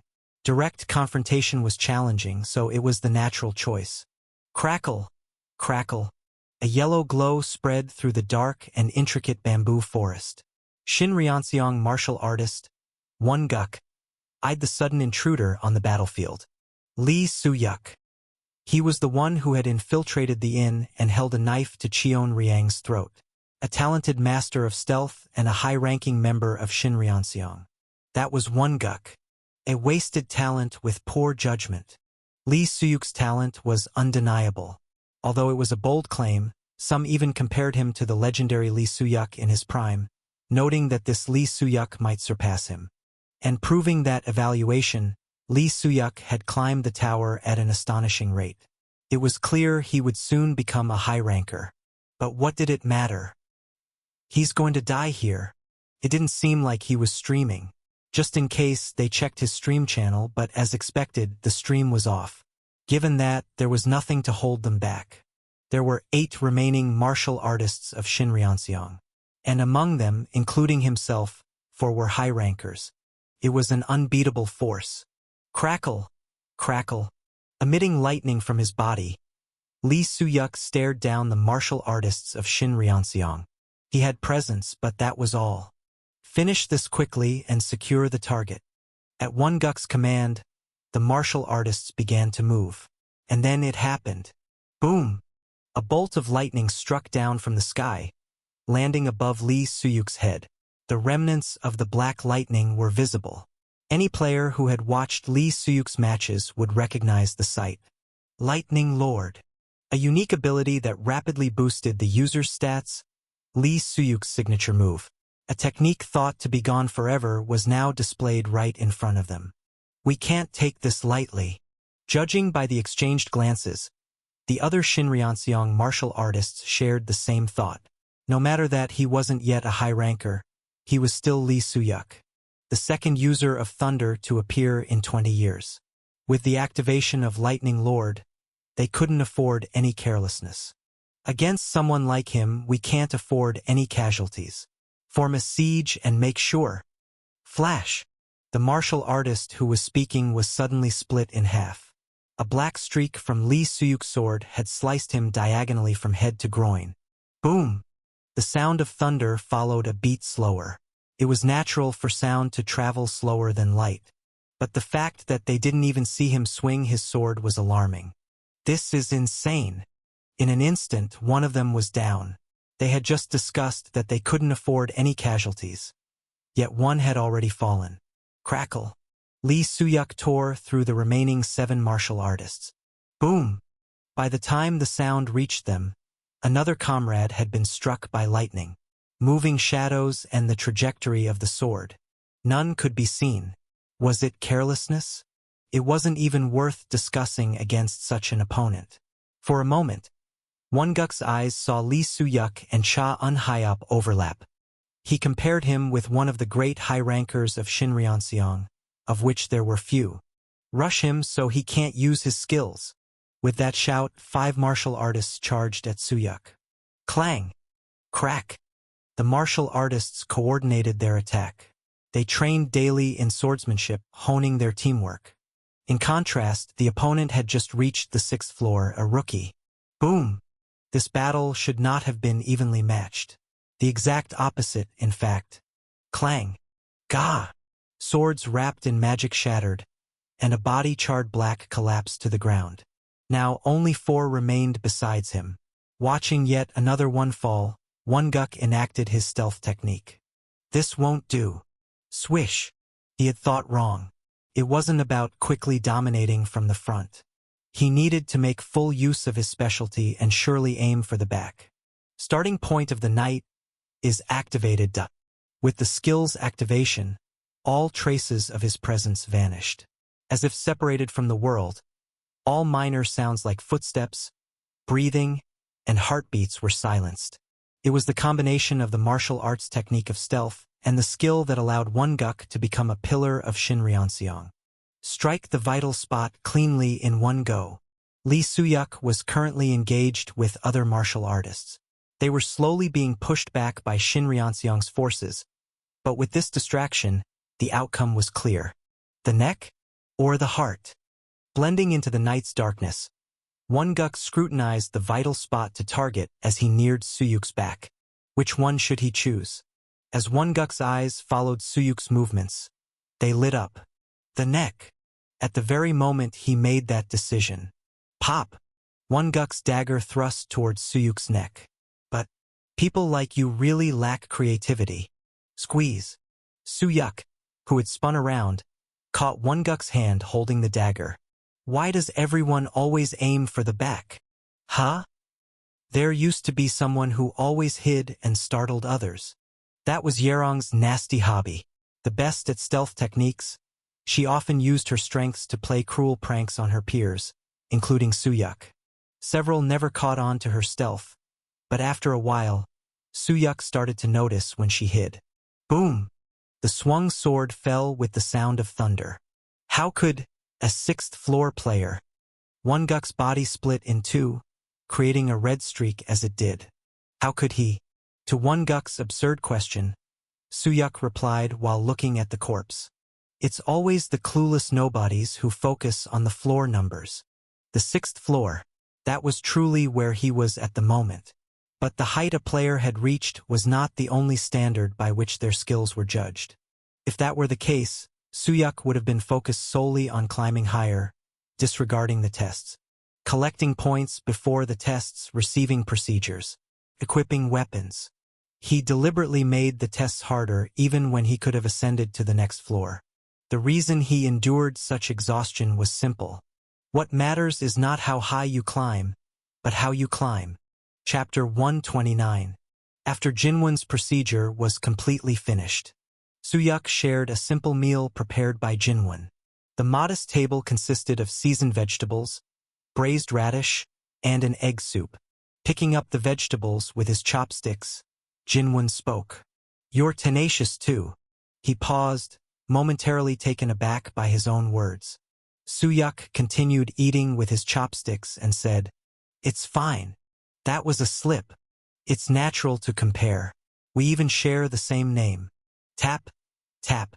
Suyuk playfully tapped his mask with his chopsticks as he spoke. "My face probably looks the same because of this too." Jinwon had mentioned "you too," implicitly comparing him to the past Lee Suyuk. Jinwon hadn't intended to voice his thoughts out loud, especially not in his presence. But the long hours of work had affected his focus. "What's there to be upset about?" Suyuk chuckled at Jinwon's reaction while chewing on the vegetables. After all, they're both me. In fact, he felt thankful. It meant they hadn't forgotten about him. Both Jinwon and Eunhyang. Being with them brought a sense of ease, probably because of this very reason. "I almost gave up once during the process. It wasn't as easy as I thought." His back still felt sore from the procedure. The tearing and burning pain had lasted for days, leaving him mentally drained. "That's why I said you're tenacious. I thought you might stop at least once." "Really? How's the effect?" "It's great. After all, it's your procedure." Suyuk was the one taken aback this time. He had casually spoken as if he knew Jinwon well. A quick glance showed that Jinwon didn't seem to notice anything unusual in his words. Click. Actually, Jinwon seemed more curious about something else. As he paused his eating and asked, "May I ask you something?" "Yes, go ahead." "Is this really necessary?" "For just the 6th floor." So that's what he was curious about. It was indeed a reasonable question. If anyone, Jinwon would be aware of Suyuk's current condition. Naturally, when you perform a procedure, you learn quite a lot about a person, especially regarding their physical state. Jinwon seemed to comprehend Suyuk's situation as if he were viewing a status window. "You're more than a match for most high-rankers already." "Yes, probably." Even before the procedure, he could hold his own, but after, the gap widened even more. Post-procedure, Suyuk had reached a level where he could rival most high-rankers without even using his Lightning Lord skill. "Why do you do it?" "Perfectionism?" "For the stream?" "For the process." "The process?" "Yes. In tests, how you proceed is the most important. The result is merely a period at the end of that evaluation." This was a value Suyuk had held for a long time. If you only focus on climbing higher, there will come a moment when you hit a wall. Inevitably. To conquer the tower, whose height was unknown, one had to proceed step by step, cautiously. "Is that so?" "Sip." Jinwon took a sip of the warm tea, hiding a faint smile he couldn't suppress. After all, they were alike. Asterisk. Cha Eun-hyop couldn't believe his eyes. Even witnessing it, it felt unreal. 8 elite martial artists of Shinryeonseong had fallen, and it happened within just a few minutes. Among them was Wonguk. To detect Wonguk's stealth technique while fighting Shinryeonseong's elite. When it came to stealth techniques, Wonguk was among the top 3 in Shinryeonseong. While Cha Eun-hyop had drawn attention, it was Wonguk who had initially taken Cheon Riang hostage, concealing himself perfectly. But Lee Suyuk had even managed to cut down Wonguk. "I miscalculated." It was true that they had timed the attack to coincide with Lee Suyuk's absence. But it wasn't because they feared his skill. The real danger Lee Suyuk posed was his ability to attract tens of thousands of simultaneous viewers as a streamer. From Shinryeonseong's perspective, creating a ruckus was undesirable. However, Lee Suyuk had not threatened them with his stream. Instead, he had cut down Shinryeonseong's martial artists purely with his skill. Lee Suyuk and the genius. Swish. Lowering his sword, Cha Eun-hyop sighed. "Both far exceeded my expectations." This mission had failed. His own condition wasn't great. The recent wounds bled profusely, and now he had another opponent to face. At this rate, this might be my grave. But then, seems like it's over. Aren't you leaving? Cha Un-hyop squinted at Un-hyang's unexpected remark. Leave? Or are you planning to die here? Do you have 2 lives, master? She didn't seem to be bluffing. Her sword was lowered, and she appeared earnest. Just promise me one thing. If you return, never come after me again. With that promise, I'll consider you dead here and let you go. Really? If you keep hesitating, I'll change my mind. I'll count to 5, and by then you better be gone. 1, 2, 3. There was no time to think. Nodding, Cha Un-hyop leaped away. From the center of the devastated forest, Un-hyang's gaze followed the direction in which he disappeared. 5. And in that moment, whoosh, faster than she had moved while fighting Cha Un-hyop, Un-hyang rushed to Suyuk. Suyuk, asterisk, selfish sacrifice LV6, resists, lightning lord. Heart of Thunder is activated. Resisting status abnormality. Electric shocked. It seemed he was in a dangerous state, judging by the continuous alerts. About 3 minutes. Crackle. The strength that had filled his body dispersed. As Lightning Lord deactivated, he felt like a deflating balloon. The procedure's effect sure is noticeable. Although brief, it was sufficient for combat. Considering that 30 seconds was the limit before the procedure, this was a significant improvement. That's great. But he felt completely drained, as if suffering from dehydration. But the fight wasn't over yet. There was still one left. The most dangerous one. I can't collapse just yet. Fatigue has reached 91. His fatigue level was at its limit for further combat. But only he knew that. He couldn't let the enemy underestimate him. If possible, he needed to end this fight here. Fortunately, Cha Un-hyop had departed after conversing with Un-hyang.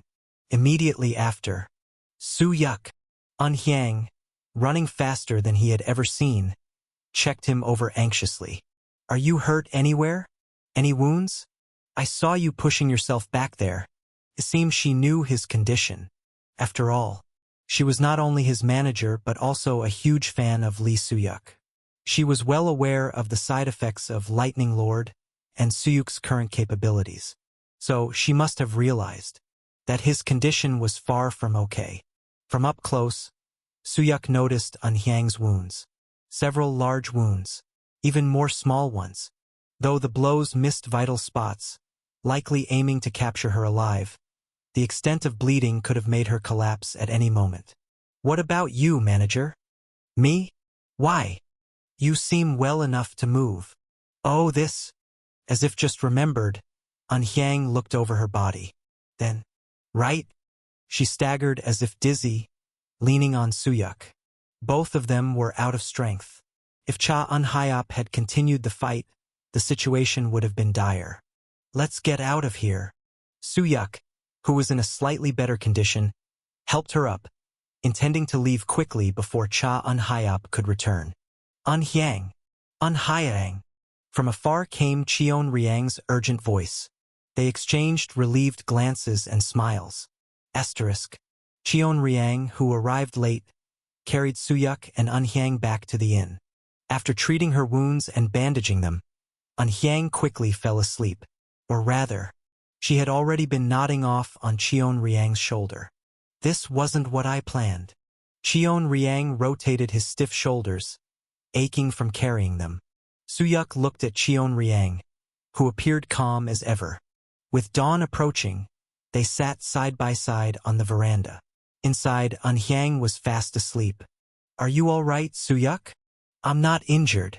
It's just the side effects of the skill. His fatigue level was high, but he could still move. Since he had no wounds, there was no risk of reopening any injuries by moving around.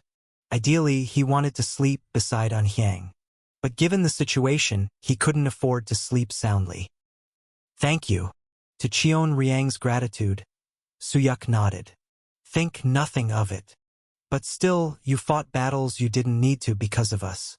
And with Cheon Riang hesitated, struggling to verbalize the reality. With the Murim world. His apology was understandable. The Murim world was a vast power. In fact, it was more accurate to call it an entire world rather than just a faction. Becoming enemies with the Murim world was akin to making enemies with an entire world. However, it doesn't matter. Nothing had changed. Only the timing had been accelerated a bit. We would have clashed with the Murim world eventually. The Murim world were the ones who betrayed his comrades along with Kim Il-soo. Suyuk would inevitably have to clash swords with them in the future. But he lacked justification. The Murim world valued justification above all else. If there was justification, there would be no problem. Without it, the entire Murim world would move to eradicate the enemy. In that sense, this fight wasn't unfavorable for Suyuk either. As a streamer, protecting his manager provided a solid justification. However, isn't it time to tell me now? He had hoped she would tell him first if possible. But now it was truly difficult to wait any longer. I feel like I'm already involved. The connection between Unhyang and the Murim world. How the two were entangled, why the Murim world was targeting Unhyang. Why Unhyang hated the Murim world so much. All right. Cheon Riang nodded. Suyuk had helped them without hesitating to make enemies with the Murim world. Now that things had come to this, it was time to tell him. It's time you knew. And so, Cheon Riang began his story. Chapter 130. Unhyang and I grew up together in Shinryeonseong. The story began calmly. As he recalled the old days, a slight smile played on Cheon Riang's lips.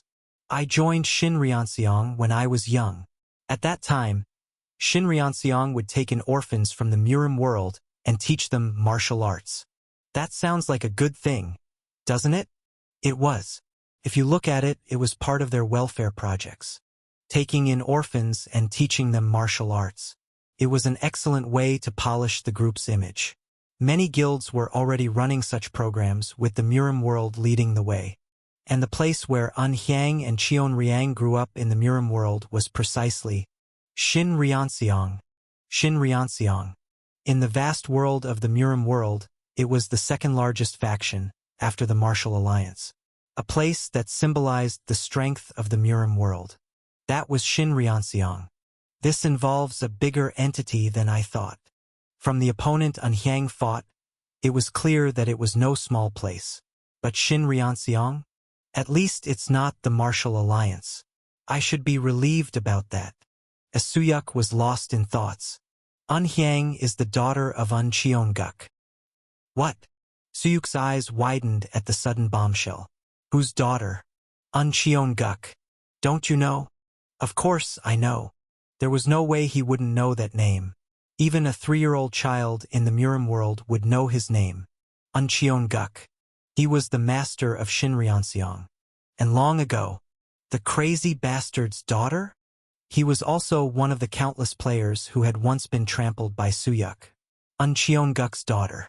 That explained most of the events that had happened so far. If this were true, Unhyang wasn't someone who should be stuck as a mere manager at some company. But why? While many things were clarified, many questions also arose. Why was someone of such noble birth here?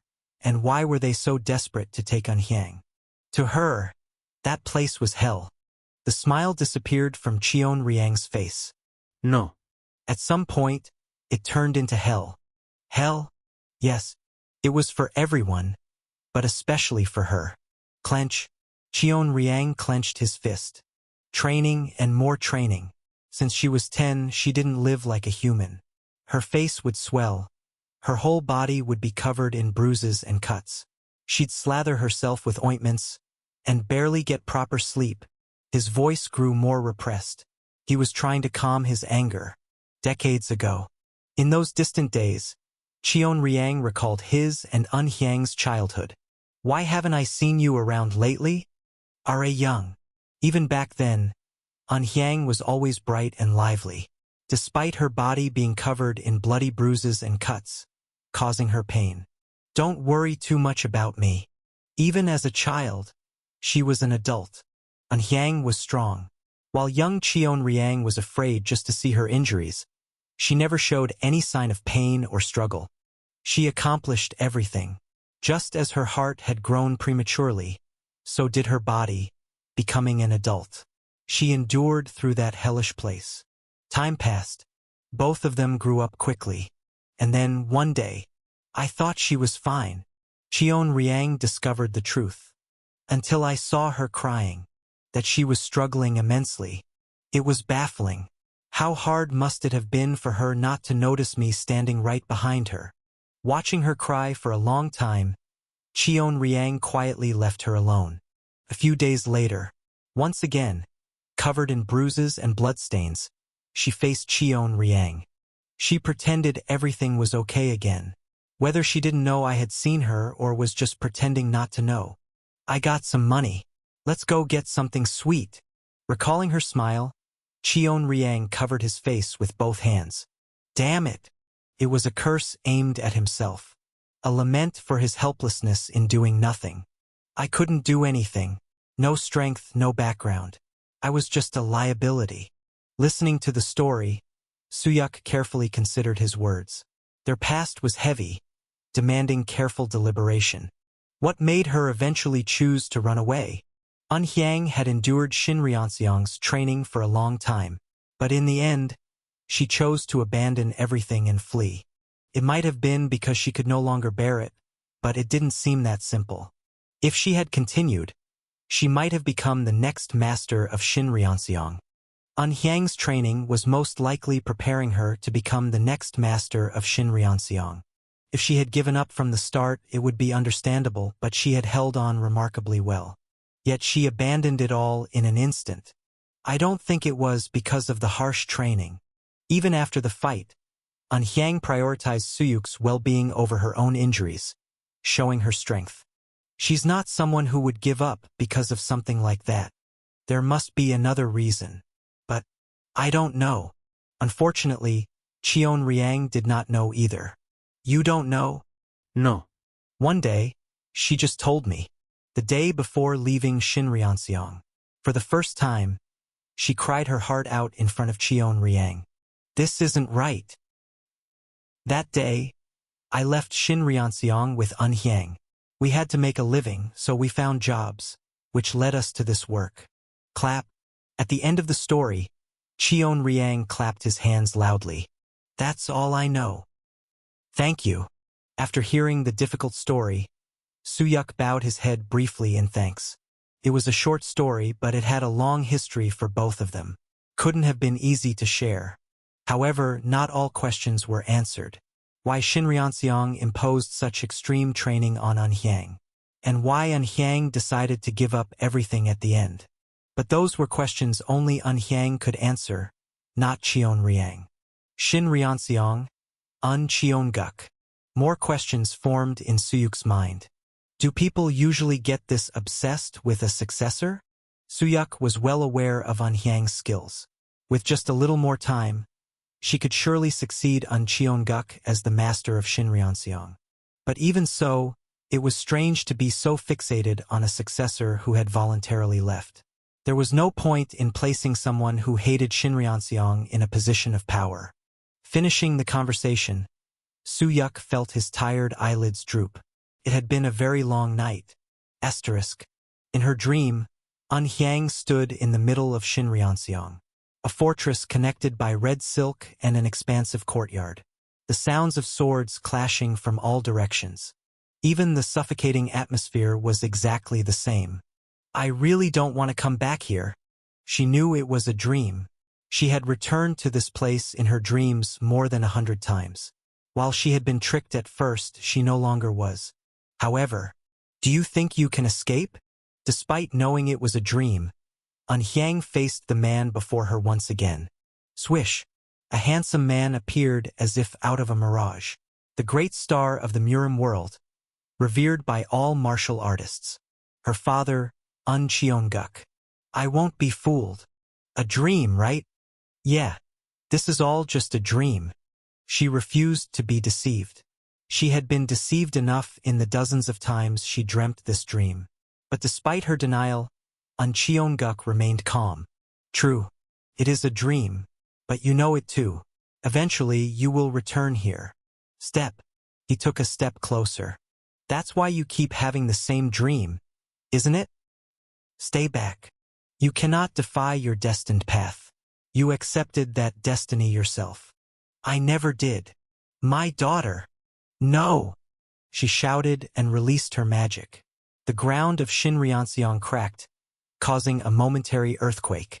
But she knew, if this were truly that recurring dream, Virum, he would soon appear. The bright sky of Shinryeonseong turned black. The sun was obscured, revealing a dark moon, and darkness descended. The presence of the man who would appear behind Cheonguk felt many times, even tens of times, more overwhelming. You've returned. It was different from when she faced Cheonguk. She could neither scream nor deny it, claiming it was impossible. She had no courage to confront him. No matter how many times you run, dozens, hundreds of times, it's useless. You will eventually come back here. No. Tremble, tremble. Her body shook. She remembered. The end of this dream was always the same. It didn't matter whether she knew it was a dream or not. The moment the man standing behind appeared, the outcome of the dream was predetermined. It's the same again. Even though she had barely escaped, she returned to this place in her dreams every time, and it always ended the same way, returning to that dreadful hell, living according to the destiny spoken by these two men. Might as well. Hyang's gaze turned to her own wrist. Would it be easier? As she contemplated the same thought she had repeated countless times upon returning to this place. Boom! Thunder flashed in the dark night sky. It was a first. The darkness engulfing Hyang was dispelled. The enormous presence behind her faded, and for the first time, Cheonguk showed a troubled expression. Who is? An uninvited guest, it seems. Swish! The forms of the two men who had invaded Hyang's dream began to fade. Boom! Rumble! Thunder illuminated the sky, and with it, both Cheonguk and the oppressive presence disappeared without a trace. Another man had driven them out. Step! A man with familiar black hair, wearing a mask, entered Shinryeonseong. Although she couldn't see his face, Hyang recognized him. Lee Soo-yuk, the great legend of Blue Eyes and her hero. Why are you here? It was strange. Despite dreaming this dream more than 100 times, he had never appeared in it before. Why now, of all times, did he appear in her dream? The question was soon answered. Manager. Hyang's eyes widened. Why are you here? Soo-yuk, the man who had brought thunder and lightning into Shinryeonseong. Soo-yuk. He wasn't Blue Eyes Lee Soo-yuk, but Balhe's streamer Lee Soo-yuk. Was it because they were in a dream? She had momentarily forgotten why she had been so captivated by the player Lee Soo-yuk. He was the one who had saved her. And let's go back.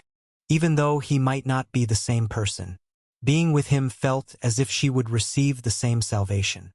Huh? Seeing Hyang tear up, Lee Soo-yuk's eyes in the dream wavered. Hyang burst into tears, collapsing to the ground of Shinryeonseong she despised so much. Without any intention of stopping her tears, she cried her heart out. When she woke up, she felt truly rested for the first time in a long while. Chapter 131. Chirp, chirp, chirp dash. The first sound that reached her ears as she awoke was the chirping of birds, a serenade reserved for early mornings. Sunlight filtered through a crack in the slightly opened door, piercing her eyes. The soft, fluffy blanket warmly embraced her body. It was a refreshing sleep, so long that she could not even remember the last time she had slept like this. Swish dash. Hyang pulled back the blanket and raised her upper body. For a brief moment, the memories of her dream lingered vividly in her mind. She had expected to have worse nightmares than usual because of what had happened yesterday. Instead, she had dreamt of being saved. Nod dash. That was when she turned to her side. There was Soo-yuk dozing off while sitting against the wall.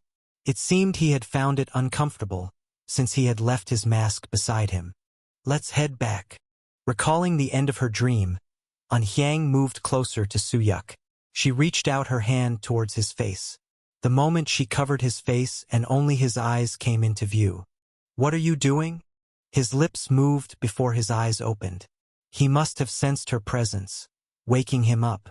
"Did you sleep here?" "I wasn't really sleeping, just dozing off for a moment." Suyuk hastily rubbed his sleepy eyes after belatedly opening them. Hyang blinked and pulled back the hand she had brought close to his face. Perfect timing. "Pardon." "Try putting the mask on. Quickly." Hyang picked up the mask lying beside Suyuk and held it out in front of him. Suyuk looked baffled by the change in her tone. "But you said I could take it off when we're alone?" "That was then. At least tell me the reason." "Oh, hurry up." Faced with her unreasonable demand, Suyuk put the mask on. After all, he'd have to wear it again soon enough anyway. With his face covered, only his eyes were visible through the mask. Then, "It's exactly the same." "What?" "Exactly the same as Lee Suyuk." When Lee Suyuk first appeared in her dream, she had naturally thought he was Blue-Eyes Lee Suyuk. She remembered clearly. All these decades, he had been her hero and savior. However, your eyes.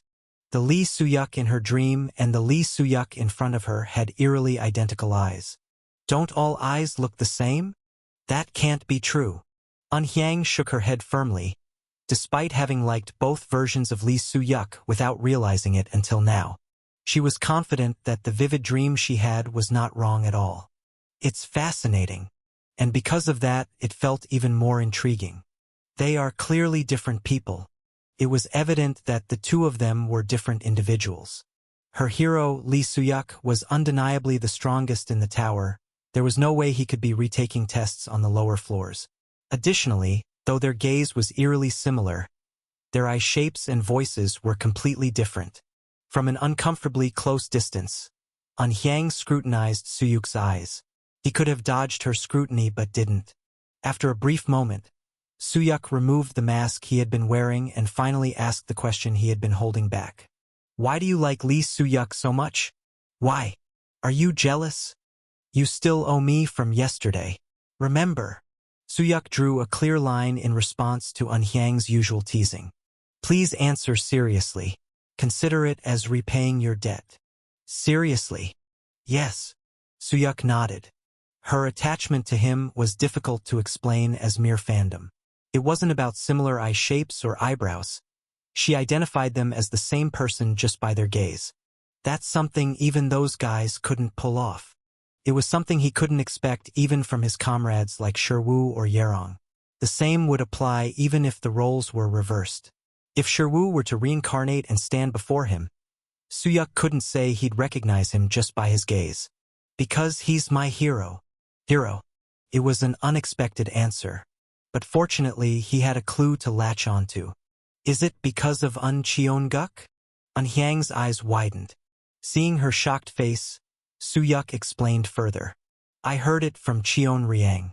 That manager is Cheonguk's daughter and the heir to the Divine Dragon Group." "Cheon Riang?" "I asked him. I blackmailed him just like I did with you, holding a debt over him." "A debt?"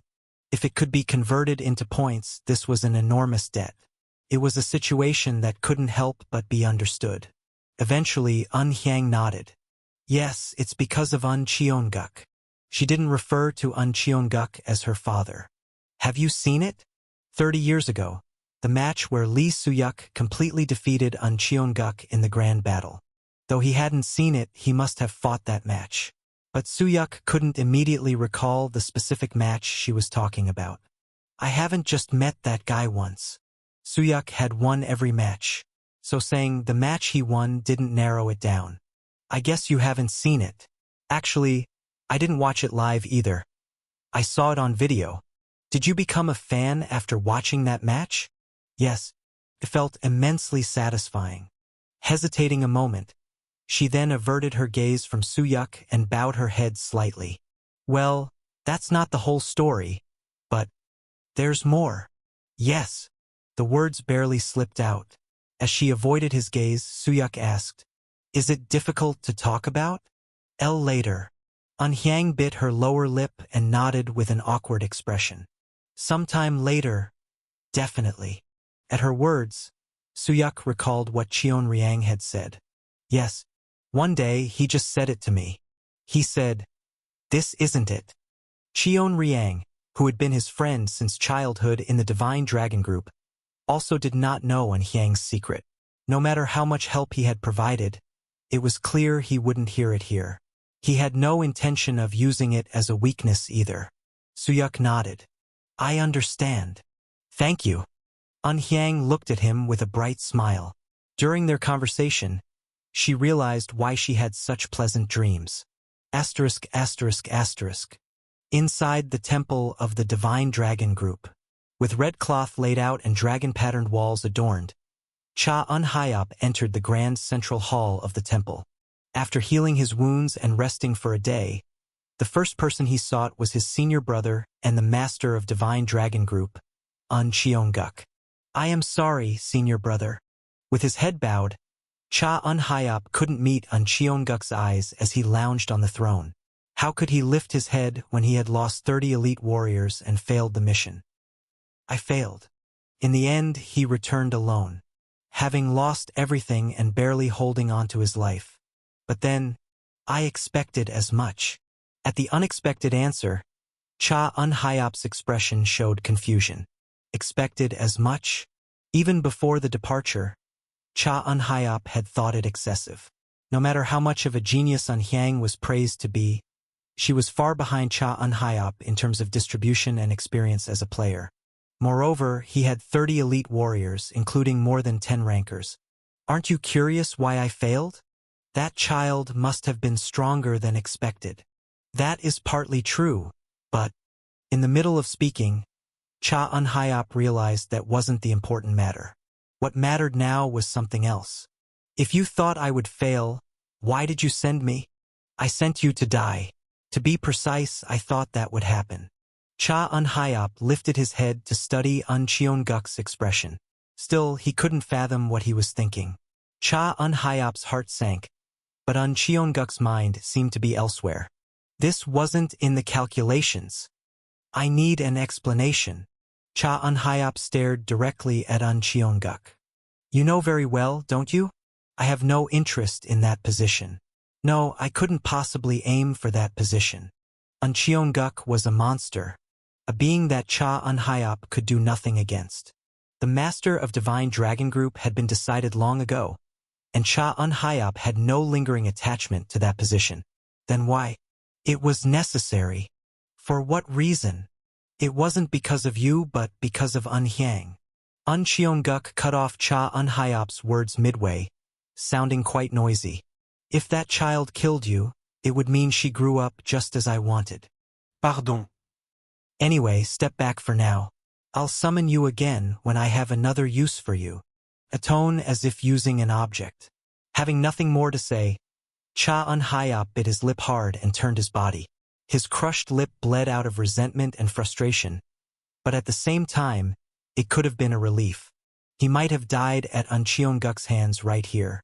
After all, Cheonguk was a notorious tyrant in the Murim world.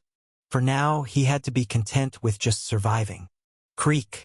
Just as Cha Hyop was about to exit the sanctuary, having turned around. Through the wide-open sanctuary door, Mui entered inside. Mui, who bowed her head in greeting, passed by Cha Hyop. As the sanctuary door closed, Mui came in and sat before Cheonguk. You called for me? What do you think? In response to Cheonguk's question, Mui felt her breath catch as always. He was always like this, throwing out questions with unclear objectives, as if testing his counterpart's intentions.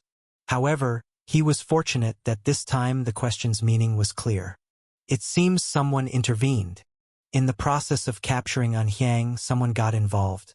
Nothing could be more evident than this. Why do you think so? Because this couldn't have been done by my junior alone. To Mui's answer, Cheonguk nodded. It's Lee Suyuk. He already knew everything. It was for that reason he didn't bother asking Cha Hyop. If it was just that kid alone, there would be no way that bastard would have returned alive. At those words, Mui wore a puzzled expression. It was incomprehensible. Un Cheonguk was implying that if it were only Un Hyang alone, Cha Un Hyop would have been killed. If that were the case, why send Cha Un Hyop there at all? Was it to kill my junior? What's the point of killing that brat? If I wanted her dead, I would have done it myself. It made sense. Un Cheonguk never bothered with complicated schemes to kill someone. He was the kind to decapitate in a heartbeat. Then why? Moreover, Mui. There was no time to think. After all, trying to read Un Cheonguk's intentions was never a day's task. Yes, master. Did you surely convey the message I told you to deliver to that child, Cheon Riang? Yes. Really? Un Cheonguk nodded and waved his hand dismissively. Then it's fine. You may go. Even though it was a trivial question, Mui could already foresee what might unfold next.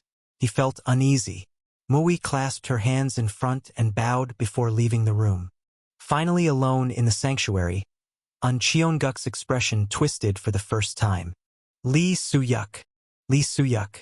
Who would have thought he would come to utter that name again? Even though he was just some streamer, there was this oddly vexing feeling about him. Should I meet him just once? Chapter 132. After his body had recovered a bit, Soo-yuk immediately left the 5th floor. Realizing the situation, he thought it would be best to avoid Murim whenever possible. If he needed a procedure, it seemed better to come alone. On the way to the 6th floor, sitting in the car, Soo-yuk fiddled with the innocent kit. It seems to be taking quite some time. There had been no contact from Greg. It wasn't likely that Dark Map was committing fraud, so it appeared that the process was understandably taking a considerable amount of time. There was no need to feel disappointed. As long as it took time, he could make use of it by doing what he needed to do. As they sat facing each other, both playing with the kit, Un Hyang brought up a new topic. Which side do you think will win the upcoming competition? The competition. A grand festival where representatives from various worlds gathered to compete. The Party of Opulence and Despair, organized by the Tower, was a major event that drew the attention of all players. Murim? Runeterra? Or maybe, could it be the elves this time? The worlds listed by Un Hyang were strong contenders for victory. Although players from dozens of different worlds were mixed in this tower, only a few of those worlds had ever claimed the victory. Curious, Soo-yuk asked as he listened to the conversation. Which world won the most recent competition? You don't know? Un Hyang widened her eyes in surprise. Soo-yuk just shrugged his shoulders. I haven't been very interested. Well, Earth's not going to be in the lower ranks anyway. With a faint hope, Un Hyang asked. Soo-yuk, have you ever considered participating in the competition? The competition was a festival for rankers. Soo-yuk still had quite some time left, but judging by his skills alone, it wasn't far off. Soo-yuk had already reached a level where he could handle multiple rankers by himself. I'll participate. In response to Un Hyang's question, Soo-yuk nodded his head. Absolutely. Even in his previous life, Soo-yuk had been earnest about the competition. Seriously, that wretched game. The competition always sacrificed numerous players. Players from the world that lost the competition would die one by one based on their lower rank. To fill the spots of those who had died, the tower would pull people from other worlds. In a world with the power of the upper ranks, this might be a festival, but in the lower-ranked worlds, it was a desperate struggle for survival. It was like someone was playing with human lives for their amusement. The competition was undeniably a horrifyingly cruel system. And what's more, a thought floated in Soo-yuk's mind. The competition. Greg, the head of the Dark Map branch, had given him a hint. The thing about these so-called giant guilds is that they're all the same. They're all rotten to the core. Greedy too. He spoke as if he knew something. To be precise, there was a high probability this was internal information from the Dark Map. It likely had some connection with his betrayal and the counterfight. Was monopolizing the victory the issue? However, if that was the entire reason, Kim Il-soo's betrayal did not make sense. To find out, I have no choice but to dive in myself. By participating in the counterfight, he would likely discover something.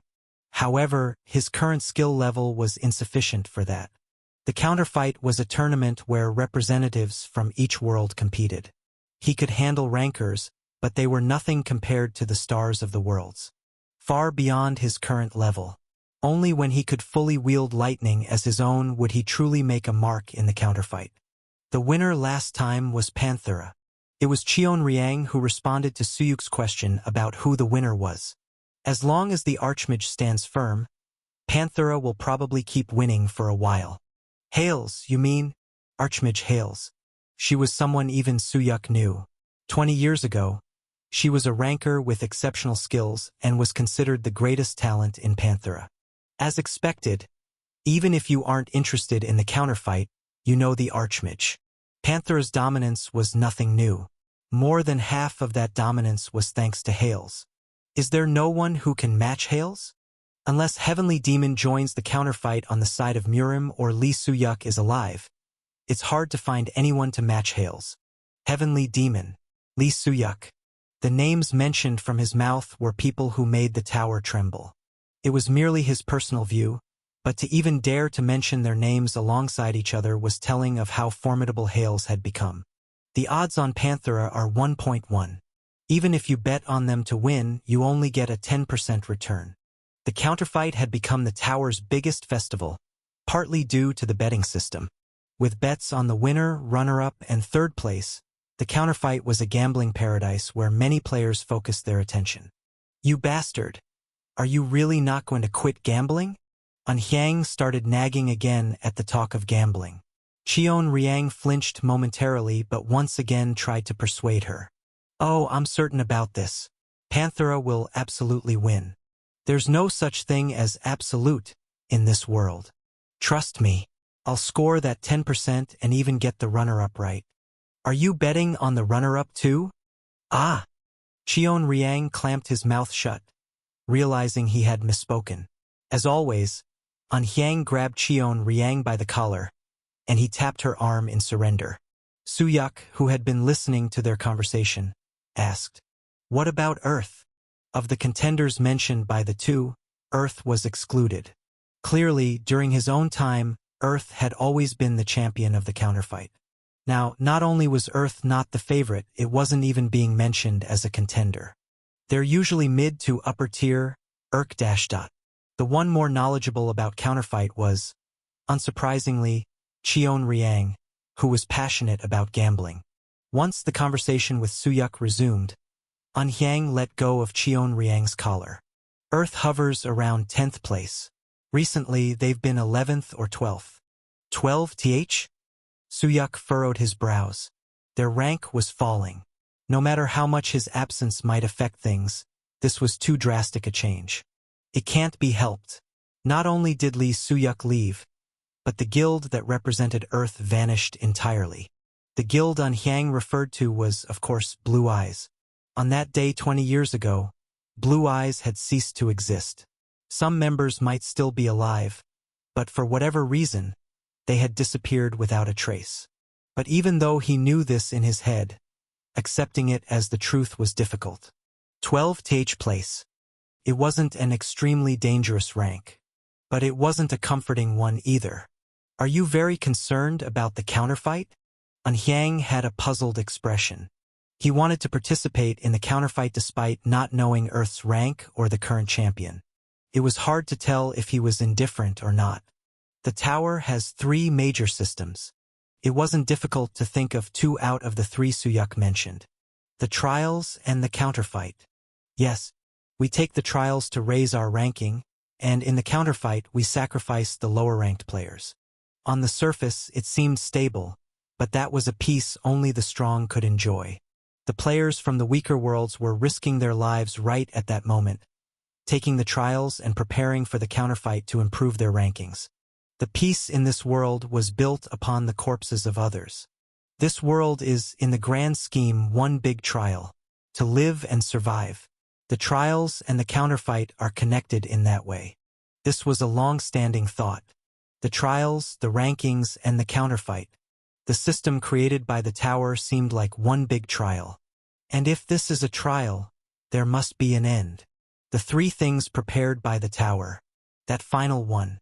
Something that will start someday. Anhyang finally recalled the last piece. The message he heard when he was first chosen as a player. A word buried deep in his memory, as if it would never come to pass. Right? Suyuk had been consciously thinking about it for a long time so he wouldn't forget. Everything will be connected. The trials, the counterfight, and that thing that will start someday. As if he was living for that day. Asterisk, asterisk, asterisk. Once he reached the 6th floor, the first place Suyuk headed to was Kindra's workshop. According to Kindra's prediction, it would take a total of 5 days to complete the item. Descending to the 4th floor and undergoing Jinwon's procedure took well over 5 days. Close to 8 in total. It was more than enough time for the production to be completed. I wonder what has been made. I'm so excited, said Anhyang, reacting like she was about to visit an amusement park. The Heart of Thunder was an item associated with thunderbolts. Its value was so precious that it was considered a treasure in Asgard. Suyuk felt the same anticipation. Naturally, his steps quickened. They finally arrived at Kindra's workshop located underground. As they descended the stairs, Suyuk sensed a colder chill than before. It feels chilly. The temperature was so cold that an average player would feel as if their heart would freeze. Cheon Riang, who had followed along, began to shiver and halted her steps. I'll just stay here. Get upstairs now, Anhyang said without a second thought, swiftly sending Cheon Riang back up. What on earth was going on down there? Ignoring the escaping Cheon Riang, Suyuk continued down the stairs. Are you all right? Anhyang asked. I have great stamina, Suyuk shrugged. This is nothing. It wasn't an empty boast. In fact, Suyuk's stamina surpassed that of most rankers. He wasn't stepping into a flame after all. This cold was nothing to him. But what was strange was, what could be happening down there? He had come to collect the commissioned item, yet the unusual chill made him feel both anxious and expectant. As they descended the final step, so you must be the owner of this item, Kindra's voice greeted Suyuk and Anhyang. Just in time. I completed it as soon as you arrived. Kindra had scattered various tools like hammers, awls, and knitting needles across the workshop floor. Her eyes looked hollow as if she had not rested. Suyuk dared to ask, Did you not sleep at all? Of course not. I took a short nap for about 4 hours in between, she replied. No wonder her dark circles seemed to touch the ground. Suyuk focused on the gloves next to her that emitted a faint blue light, an item created from the star fragment and the Heart of Thunder. Is it complete now? He asked. Yes. It took a bit longer than expected, Kindra admitted. The initial expectation was 5 days. However, the item wasn't completed until moments before Suyuk's arrival, taking much longer. It must have been a tough job. There were 2 possibilities. Either Kindra lacked the skills compared to her reputation, or the materials were harder to handle than she initially anticipated. The reason became apparent quickly. Kindra, who couldn't seem to contain herself, asked with eyes gleaming despite the sleepless nights, What exactly does this item do? Chapter 133. After leaving Kindra's workshop, Suyuk entered a cafe with Anhyang and examined his hand. At first glance, it didn't look significantly different from a bare hand.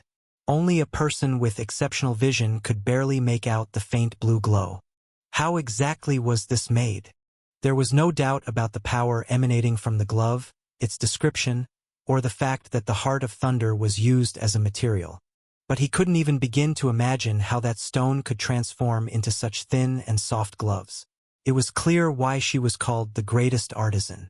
It looks like you like them, said Anhyang, who was sitting across from him, noticing his intense focus on the gloves. Amazing craftsmanship, right? I knew you would be satisfied. Anhyang smiled contentedly, but then her expression turned sheepish. It seems like she was more satisfied than you this time. In some ways, Kindra was indeed as much of a maniac as the rumors said. However, contrary to the corrupted rumors stemming from her fame as a magic sword maker, she was simply someone who was obsessed with handling materials and creating things. In this sense, she seemed almost pure. To someone like Kindre, handling precious and special materials was worth more than anything else in the world. That's fortunate then. Are you going to start the test right away? Yes. Aren't you going to test it out? It's a new item. There's no need. The moment he donned the gloves, he instinctively knew how to use them. In fact, there was no need for explanations. The method is identical to the lightning glove. It was an item he was already very familiar with. Really? Then, Anhyang took a sip of the freshly brewed coffee and moved on to discuss work matters. The stream this time will be a trial run, right? That's the plan. The content is already set. So, without further ado, Suyuk, you just need to do your part well. Anhyang trailed off, hesitating as she gauged Suyuk's reaction. When we start the stream today, it might get a bit noisy. It's about time. Anhyang was taken aback by Suyuk's response. You haven't even heard why it's going to be noisy. Isn't it about a guild offer? It had been quite a while since various guilds started showing interest. Many were eager to catch the enticing bait, including huge guilds akin to sharks and whales. Blue Zone was one of them. However, there was one crucial difference between then and now. They're getting anxious because I'm growing faster than they expected. Indeed, Suyuk's rapid growth was causing a stir. From the 3rd to the 4th and 5th floors, most players had expected Suyuk's progress to hit a snag at some point. After all, running too fast could make you trip over a rock or encounter a wall. But Suyuk had not shown any signs of slowing down. Moreover, the fact that the test is set against the backdrop of Asgard will pique even more interest. From the 5th floor onwards, the scope of a player's assessment could drastically influence their perceived value. Unlike floors 1 to 4, which assign the same test to everyone, from the 5th floor onwards, the tests and rewards varied according to each individual's personally. Among these, tests involving divine beings were rare cases. Moreover, if it was Asgard, it was a place renowned even among the gods. The symbolism of lightning, the growth rate, and a test associated with Asgard. It would be strange not to show interest. You know everything, don't you? If I don't know my own value, who will? I thought you weren't interested in this kind of stuff, including streaming. You're the only one who doesn't know. Lee Suyuk was well aware of his own value. Although he had no need for it and closed his ears, it was certain that several guilds desired him. In fact, this whoosh dash, Anhyang showed the screen of the kit she was looking at. A mail inbox filled to the brim. One page wasn't enough. There were multiple pages of emails. These are from the streaming station's mailbox. Naturally, all of them are emails addressed to you, Suyuk. Even from the Blue Zone. Only that caught your eye? There are also ones from the Murim Alliance, Panthera, Chivalry, and pretty much every major guild. Suyuk read one of the emails. It was a proposal offering an enormous salary alongside a guild invitation. That's great. Suyuk nodded. Keep blocking them just like you have been.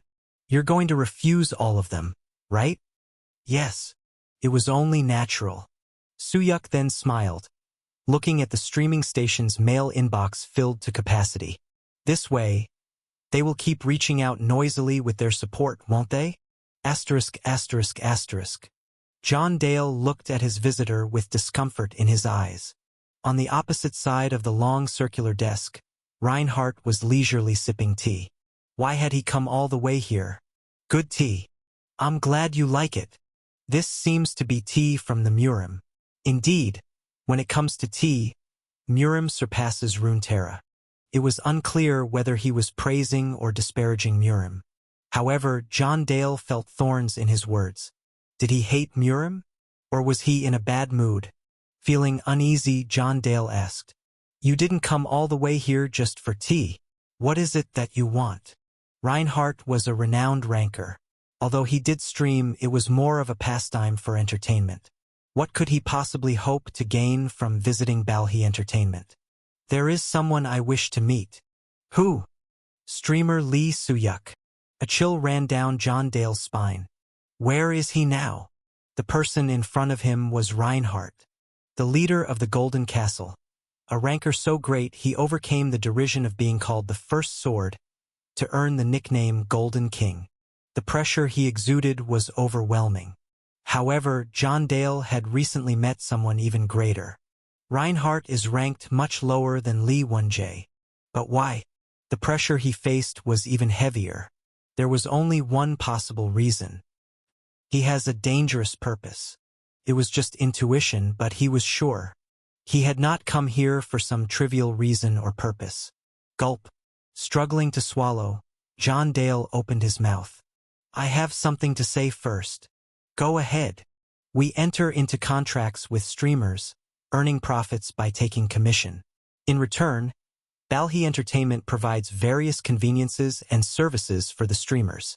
A look of doubt appeared on Reinhardt's face. John Dale's answer didn't match his question.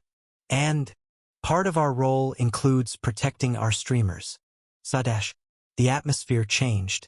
Reinhardt slightly closed his eyes. He had no intention of hiding his murderous intent, and the room was filled entirely with Reinhardt's magical power. For what reason?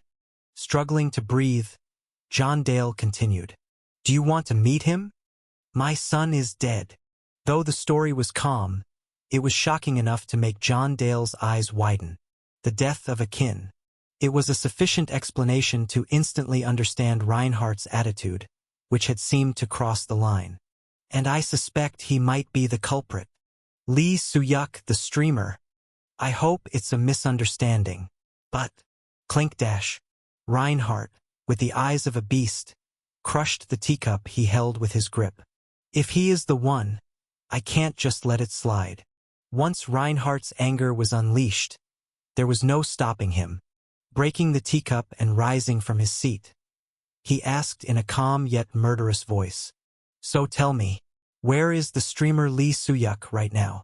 John Dale's mind went blank. He seemed to understand the situation, but he knew nothing about it. Maybe Lee Suyuk really was the culprit. But if that were the case, he must have had a compelling reason. However, even if there was a reason, would he understand? No, there was no way. For there could be no reason in this world to justify accepting the death of one's flesh and blood. Reinhardt had resolved for revenge. There were only two ways to stop him. By putting an end to his revenge. First, or, would you like to meet Lee Suyuk's manager? By stopping him with force. *****. Lee Suyuk has started streaming. This was Suyuk's first stream after collaborating with Bald Suyuk. Standing before the portal of the trial, Suyuk waited for the viewers to gather. How many will gather? This stream had captured attention not only with its buzz, but also with its perfect title. Title anyway, streaming going to Asgard. Asgard had only been a name so far, a land of gods that had never been revealed before. Although there were instances where deities appeared in the trials, it was extremely rare for a player to blatantly go to the land of gods. It was more challenging not to attract attention. For the viewers and for the guilds as well. Are they really going? Is fake Suyuk here? In just a few seconds, viewers began to gather noisily. The chat scrolled so quickly it was hard to read it all with the naked eye. Most were greetings, but among them were some particularly noticeable chats and donations. Chivalry has donated 10,000 points. Hello, streamer Lee Suyuk. This is the Chivalry Guild. Have you by any chance read the email we sent? World Tree has donated 20,000 points. This is the World Tree Guild. Have you heard of us by any chance? If you are interested, Empire has donated 10,000 points. Various guilds sent donations and support messages.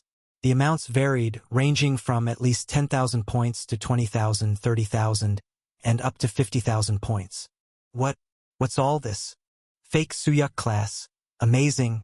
When did he grow this big? Guilds have been interested in him for a while. Waiting briefly for the donations to pause, Suyuk turned on the screen and began his commentary. Looks like I have a lot of people to thank today. Seems like you're all from various guilds. Suyuk read out the names of the guilds who had donated points one by one.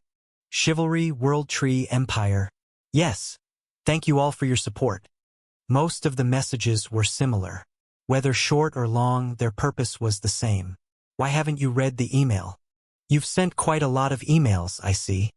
Right before coming on, Hyang had shown him the heap of emails. Recruitment proposal emails from so many guilds that it was hard to count. But he had no intention of reading them all. From the outset, Suyuk had no plans to join any guild. There are just too many to read. I also thought it was too soon. However, he couldn't simply let this opportunity slip by. But I can't avoid it either. You've all donated after all. Suyuk then smiled behind his mask, recalling the pile of emails filling the screen. Well then, I will read all the emails from those who donated by the next stream. In other words, if you want him to read your email, you better donate first. Chapter 134. The recruitment division of the guild Mercenaries became chaotic due to a stream. The name of the streamer was Lee Suyuk. He had just started his trial on the 6th floor. Isn't there any budget left? The head of the recruitment division, Clemente, raised his voice urgently. Unfortunately, simply raising his voice didn't magically create more points. We only have 10,000 points immediately available without additional approval. That's not nearly enough. Can't you see? The minimum bid for these guys is 10,000 points. 10,000 points. It was not a small amount. In fact, it was quite a substantial sum to be spent as a donation to a mere streamer. However, in this situation, 10,000 points was merely the baseline. Why not wait for an hour? By then, approval for 100,000 points could come through. By that time, he'd be in the middle of the trial. Don't you get it? Whether the donation is 10,000 or 100,000 points, if it gets buried, it's worthless. Among the employees cowering under Clemente's scolding, a brave individual stepped forward. Then how about we give up? What? I mean, do we really need to go to such lengths? He's not even a ranker yet, and there are better players we could recruit under the same conditions, aren't there? It wasn't a wrong statement. In fact, the recruitment conditions offered by the mercenaries to Lee Suyuk were quite high. The annual salary was enough to recruit multiple rankers. Some team members even felt the budget allocated to recruit Lee Suyuk was excessive. But, you idiots! Clemente looked pityingly at his team members who shared the same thought. Can't you see? This is the lowest his value will ever be. What if it's all hype? Hype! Clemente scoffed. As far as I can tell, it's the real deal. What's your basis for that? He's already on the 6th floor. Bang! He slammed his palm on the desk with force, adding emphasis to his voice. It's a new record for the fastest climb. Isn't it more important to climb the tower reliably than quickly? That's something the real Lee Suyuk himself has said. Yes, that's right. He did say that. Clemente sighed. He had forgotten that he was the only one here who had been interested in Lee Suyuk from the beginning. That's why I'm more surprised. What? Never mind. There's no time to explain. If he doesn't prove his worth, I'll resign. Just get him here, no matter what. There was no room for persuasion in Clemente's resolute attitude. However much they protested, there was no immediate solution. Even if we did it right away, even at the fastest, it would take an hour for approval from above. By then, as Clemente said, the trial would begin, and the donation could easily be buried. The team members hesitated, watching each other. Seeing them, Clemente finally resorted to his last mean. Use my personal money. It was the worst company. Mercenary Guild has donated 50,000 points. This is Mercenary Guild. We support streamer Lee Suyuk. Please make sure to check your email. It was a concise and appropriate sponsorship message. After the Mercenary Guild, Suyuk wrapped up the sponsorships. That's it for now. The intervals between incoming donations had noticeably lengthened. This was likely the last one for the day. Bro, what did you collect today? How much did you make in such a short time, lol? For real, this is top-tier company stuff, honestly. Look at the number of viewers. In no time, his empty pockets had become full. Moreover, the number of viewers had reached a new record, and he hadn't even started his examination in earnest. Viewers, 39, 120, a number approaching 40,000.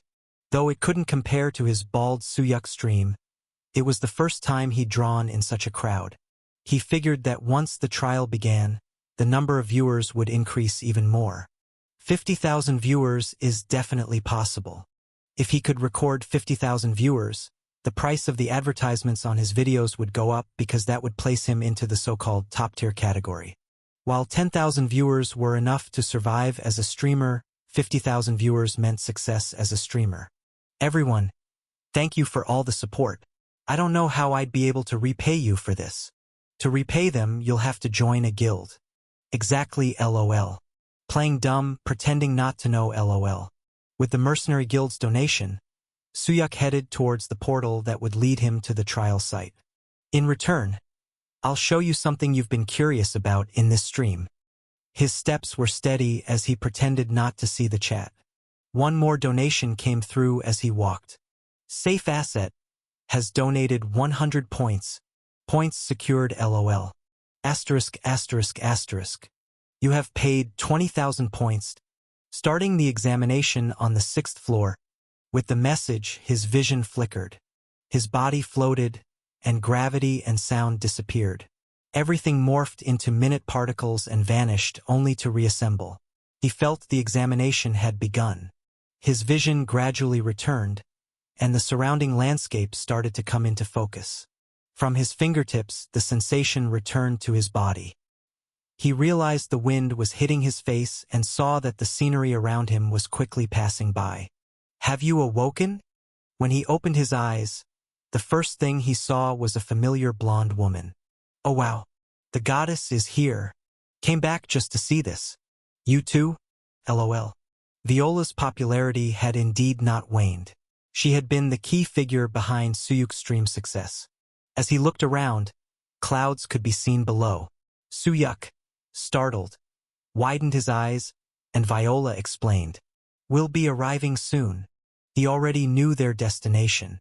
The trial, Midgard, begins to Asgard, a flying carriage, and the heavenly horse pulling that carriage. Suyuk, with Viola and Vigo, was on his way to Asgard. The plot progresses quickly. Since he had chosen this path, there was nothing to complain about. In fact, he welcomed the disappearance of boring parts. They flew for a while longer. It's coming into view. Nay dash. As soon as Viola finished speaking, the heavenly horse neighed. A world above the clouds. A land so high and vast that humans could not fathom its reach. Asgard. The scenery of Asgard was nothing short of breathtaking. Amazingly, another layer of clouds floated within this world above the clouds. The grass was lush, and the air was so clear it cleansed one's eyes. It was an ideal world. Dazzlingly so. Different, isn't it? Viola asked knowingly as Suyuk momentarily lost himself in admiration. It's the first time in 400 years that I've returned here. Same for me, Lady Viola. Vigo, who echoed her sentiments, looked as if he was about to cry. He had followed Viola blindly for so long that his feelings couldn't be much different. It must be quite poignant for both of you. Indeed, for 100 years. Such a long span of time was hard to fathom. Viola, who returned to Asgard, had a face deeply imbued with emotion. Just as Vigo did, Viola's eyes moistened, but she quickly regained her composure and wiped her tears with the back of her hand. We should hurry. Things will likely get busy. She tightened her grip on the heavenly horse's reins. Beyond the beautiful landscape, a high and massive wall came into view. A towering fortress wall stretching out, as if marking the world's boundary. As Suyuk viewed it, Viola spoke. That's the wall of Razdrik. What is its purpose? What purpose? It's just a wall. It divides the realms we live in. The heavenly horse gradually descended. No matter how mighty the flying horse, it seemed it could not surmount that fortress wall. Asgard is divided into 4 major realms. Midgard, Jotunheim, Alfheim, and Valhalla, where I was. Midgard, the name of the current test. This is Midgard, ruled by the gods of Asgard. A world where half gods, neither gods nor giants, live together. Half gods. Warriors like me. Seeing Suyuk's puzzled expression, Vigo added an explanation. Neither humans nor gods. Warriors born somewhere in between. Vigo spoke of himself with a hint of bitterness in his eyes as he looked at his world. That's me. As he said that, Vigo looked at the wall of Razdrik. If you head to Valhalla, I probably can't accompany you. I'm not yet entitled to step foot there. Vigo's way of addressing Suyuk had changed. Benefactor. From their perspective, Suyuk was nothing short of a lifesaver who helped them successfully complete a mission spanning hundreds of years. It was their long-cherished wish, more precious than their own lives. Was our destination Valhalla? Yes. After we get down, there is someone there who has an item similar to our benefactors. The one who had given the mission to Viola was seen in a cutscene. A man whose face was half covered, holding a hammer. Are we meeting the final boss so soon? He was the young ruler of Asgard. This quickly. It was strange. It was too peaceful to be a trial. Moreover, the trial's name being Midgard instead of Asgard bothered him. Suyuk looked down at Midgard with perplexed eyes. No matter how grandiose the words like Asgard or demigod sounded, to Suyuk, it just looked like an ordinary city. A very peaceful city, no different from the human world. It's definitely not just a place to pass by. While pondering the direction of the trial, Suyuk was lost in thought. Valhalla is further in. As if to correct his misunderstanding, Viola spoke up. What Viola pointed to was a wall named Razdrik. A boundary crossing 4 worlds. The world of Asgard Suyuk imagined would probably be inside that wall. Why? Is it very different from what you expected? Yes. Somehow. This place is like that. After all, it's the world of those unqualified. There was a look of pride on Viola's face and in her voice as she spoke. Valhalla will be different. I look forward to it. Asterisk, asterisk, asterisk. You cannot enter. In front of the gate passing through Razdrik. Suyuk and Viola were turned away, standing with the heavenly horse. The gatekeeper wore armor with a wing-shaped engraving and held a spear twice his height, guarding the door. LOL. Expected that. If they just let you through, it wouldn't be much of a trial. No way they're letting you pass, haha. Amidst the viewers' jeers, Suyuk shrugged his shoulders and turned the microphone. I expected this too. He hadn't had high hopes from the start. Meeting the ruler of Asgard immediately was something not even expected on the 8th floor. However, Viola, unable to accept it, frowned and asked, Why? Viola, you have been away from Valhalla for too long. I received a mission from Lord Thor. We haven't received any such message. All we know is that you have been living among humans for a long time. Is that a crime? You must have weakened. Spend more than 10 years purifying yourself in Midgard. The gatekeeper's gaze turned to Suyuk standing behind Viola. And of course, no matter what, humans are not allowed to enter this land. Chapter 135. Despite the soldier's resolute words, Lee Suyuk stood with his hands behind his back. Really? Viola was startled by it. It would take her 10 years, and then she would be absolutely bound. You're speaking quite brazenly. It's not like you're sentencing me to jail. Imprisonment, LOL. Then is fake Suyuk getting a life sentence? Seriously, what did he do to get sentenced? LOL. Although he said it playfully, conscious of the stream, the situation was far from pleasant. It's one thing for me, but even sending Valkyries on a mission for 10 years.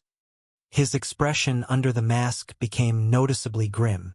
Suyuk stepped forward in front of Viola. When you mention qualifications, are you referring to inherent race? No. Race doesn't matter. Is that so? Then what is it? Oh. A puzzled look appeared on the soldier's face. It was due to Suyuk's naturally altered tone. What are you doing right now? I'll show respect if you show it. Equally. Did you come here not knowing where this is? Valhalla, right? You do know. LOL. He knows LOL. If you have a problem, Just kill me. It's fine. I can do it again. The opponent was neither a high god of Asgard nor even a Valkyrie. There was no reason to treat the rude opponent politely. Of course, as the viewers suggested, Suyuk indeed considered that if things didn't go well, he could just try again. For now, Viola outranks him. Even though she left Asgard for a long time, she still resided in Valhalla. A great warrior who served Odin. As long as he was her benefactor, it was unlikely that Asgard's spear and sword would be aimed at him. As expected. He is my benefactor. Unable to restrain herself, Viola intervened in their conversation. Show respect. Treat him as you would treat me. Lady Valkyrie? Should I draw my sword? A spark of emotion flickered in Viola's eyes. Upon seeing her hand move toward her scabbard, the soldier straightened his posture. I am sorry. Not to me, to my benefactor. I apologize. I sincerely apologize. The soldier's attitude changed. Although he blocked the path in front of Viola as per protocol, he was still beneath the Valkyrie. Moreover, she has changed. Was it because she returned to Asgard? Or because the sixth-floor trial had started? Although it was just a glimpse, the sharpness emanating from Viola this time felt entirely different from before. This soldier isn't entirely useless, Viola thought. Even though they were mere gatekeepers, the soldiers guarding the gate to Valhalla exuded an intimidating presence. Moreover, there were dozens of them. This was the standard of Asgardian soldiers. However, regardless of that, it was undeniable that, in terms of status and skill, Viola held a higher position. I'll say it again, he is my benefactor. Furthermore, he aided Asgard in its mission. I did not recognize you. For these reasons, I wish to guide him to Valhalla. Trailing off, Viola shot a glance at Suyuk. If certain qualifications are required, could he take a test to obtain them? Excuse me. Scenario 1. First qualification. Begins. The first scenario on the 6th floor. That was the stepping stone to reaching Valhalla. Are you serious? The soldier looked exceptionally surprised. Far more than when Viola had initially returned. Yes, sincerely. If my benefactor is willing to take the test. It's a test that even Valkyries barely manage to pass after hundreds of years of training. How can a human? He's not an ordinary human. No human has ever taken Valhalla's test. It was understandable why the soldier was astonished. Firsts always evoked surprise. Human. Judging by their reactions, it wasn't hard to see how little the so-called gods thought of humans. Is there a specific rule that humans cannot set foot in Valhalla? That's... The soldier, unable to find an answer, finally responded with neither an affirmation nor a denial. Give me a moment. How long? Until I can get permission from my superiors. It's not something I can decide alone. When Viola nodded, the soldier turned and left. Asterisk, asterisk, asterisk. With some time to spare, Viola led Suyuk to a famous turkey restaurant in Asgard. Asgard's roasted turkey is grilled while being basted with a special sauce to lock in the juices. If you pair it with this beer, Viola explained the dish, lifting a beer mug as large as her head. In Asgard, the food was generally large. The meat, the beer, even the snacks were several times the size of ordinary food. Is this a date? Suyuk really is living his best life at. Why are the contestants in my trials always a bunch of losers? If you're jealous, become Lee Suyuk yourself, lol. Hearing the viewer's desperate comments, Suyuk let out a small laugh. Indeed, it was a day to be envious of, enjoying a free meal and having a date with a beauty. Of course, Suyuk's focus was on the test from Valhalla that had yet to begin. How does one take this test? Suyuk inquired. Viola, who was drinking beer, carefully set her mug down and opened her mouth, her face full of regret. I'm sorry, but I can't disclose the details of the test beforehand. It's against the rules. Is that so? It was regrettable. If only he had known the contents of the test in advance, he could have formulated a strategy accordingly. What's important isn't that. Then what is? It's crucial whether you intend to take the test. Everything, from leading Suyuk to Valhalla to requesting the opportunity for him to take the test, had been Viola's unilateral decision. She had warned Suyuk about the dangers of the test. The tests of Valhalla are not easy. Many warriors die, unable to pass it. It will probably be more difficult than the test Viola herself experienced. Vigo, who had not seemed pleased from earlier, broke the long silence and spoke. Although I am well aware of your skills, the gods of Asgard likely do not want humans entering Valhalla. Vigo, that... Miss Viola, don't you know? None of those who weren't born as gods have ever set foot on Valhalla. Suyuk's ears perked up. Not even one? It was strange that not even one resident from Midgard had been there, considering the humans. As his curiosity grew and he was about to ask for more details. Suddenly, the surrounding scenery blurred, and a new scene appeared before him. Cutscene? So sudden? It was the start of a cutscene for the first scenario. That soldier from earlier. The first perspective was from behind the soldier who had returned to Valhalla's castle. The soldier, clad in armor with wing patterns, knelt before several gods inside the castle. For that reason, Valkyrie Viola wishes to test the human's qualifications. At the soldier's words, the gods inside the castle began to murmur in surprise. A human in Valhalla?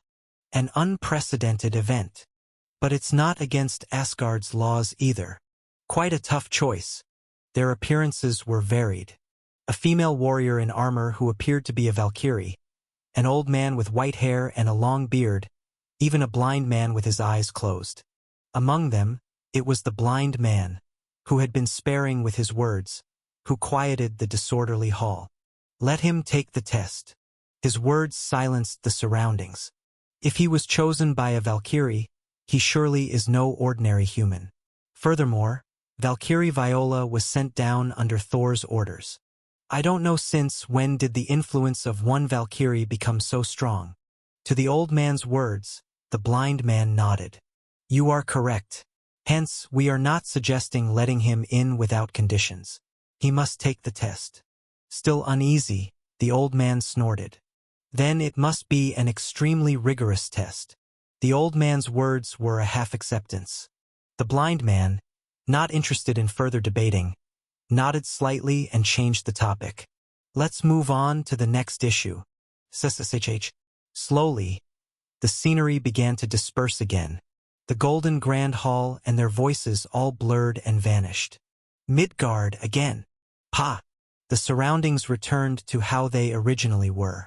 As if nothing had happened, Viola continued sipping her tea. Back to the date, it seems. Such an abrupt shift. Damn those gods for looking down on mortals. It's so infuriating. According to the cutscene, Suyuk's trial seemed to have been confirmed. Just how amazing was Valhalla that it caused such an uproar. Ding-dash. The sound of a bell was heard as the shop door opened. When he turned his head, a familiar face came into view. Isn't that the one-armed man? An old man with one missing arm. Isn't that the old grump? This was the very old man they had seen in the cutscene just moments ago. T-Tier? Viola and Vigo stood up abruptly from their seats. Their reactions piqued Suyuk's curiosity, so he asked, Do you know this person? Not just know him. That person is Dashta. It's you. Tremble Dash. Suyuk's body trembled slightly. Was the distance always this close? Tyr's voice sounded as if it was right next to his ear. When he looked again, the distance had not dramatically changed. The old man had taken a good 10 steps to approach Suyuk. Step dash. Despite his old age and hunched back, the old man was still similar in height to Suyuk. He's dangerous. Just meeting his eyes made Suyuk feel small. The old man exuded an aura of thousands or tens of thousands of years. Even without using any particular power, his presence was overwhelming. Would he be able to confront him, even if he regained his old powers? No. He was not confident. The fight against Hydra, which had been so difficult, now seemed easier compared to facing the old man in front of him. And because of that, Suyuk felt relieved instead. I won't have to fight this old man. If this was a task the tower had set for him, it would be an utterly impossible trial. But there was another thing. He definitely isn't on my side. It was clear from the cutscene. This old man definitely wasn't friendly toward him. In fact, if Asgard rejected humans, this old man would likely be leading the charge. Is it true? You're the human who wants to take Valhalla's trial. Yes. Suyuk nodded his head. That's correct. I will be blunt. Tyr spoke as if he had no intention of engaging in a lengthy conversation or even introducing himself. I don't like humans. His gaze briefly flickered to Suyuk's hand. And I think I'll particularly dislike you. What is it that you want? It's not that I want anything. I'm just not hiding my true feelings. That appeared to be his only intention. He turned his hunched body away, his voice carrying a tone of displeasure. Pay up and follow me quickly. You will have your trial as desired. Chapter 136. While Suyuk and Viola followed Tyr, Viggo headed to the Midgard garrison, finally alone. At the center of Midgard stood a tall tower. Ascending its steps, Viggo was greeted by a familiar, welcoming face he hadn't seen in a long time. Viggo Dash. Captain Baldur. A middle-aged man with green eyes approached Viggo and embraced him. Though an awkward greeting, it didn't matter considering it was their reunion after centuries. It's been a while. Are you truly back now? Was the mission successful? Yes, it's all over now. When I mentioned the Valkyrie's escort mission, you were so opposed. Yet, you were insistent. No, it was a worthwhile mission. Viggo smiled sheepishly and scratched his head. Oh, I heard you've become Midgard's commander in the meantime. Congratulations. You're congratulating me on something quite old. Come in first. The two headed to the command room within the building. Viggo's eyes widened at the spacious room, new furniture, and luxurious teacups. You've truly succeeded. Click dash. Baldur personally served tea. In response to Viggo's admiration, he shrugged and asked back. So what? We're still beneath the gods' feet. That's... His words had a hidden sting. There was nothing more to say.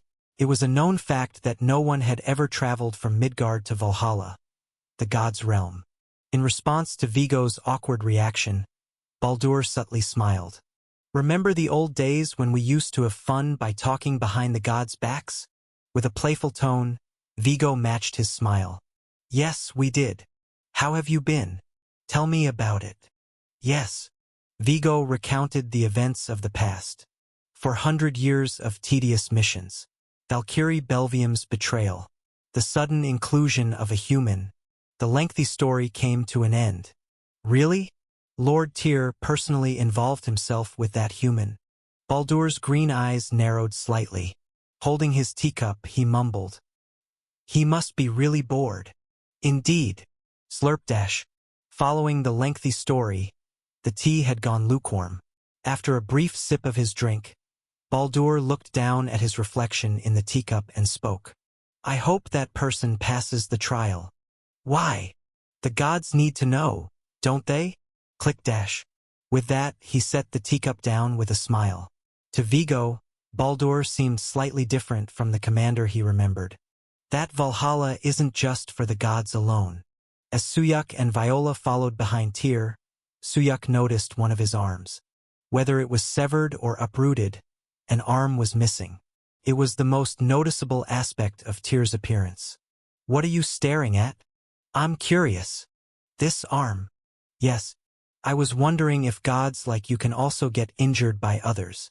Tyr, who took the lead in walking, glanced back at Suyuk, who was following behind. Do you know who I am? Seeing Viola's reaction, I understand that you must be someone of high standing.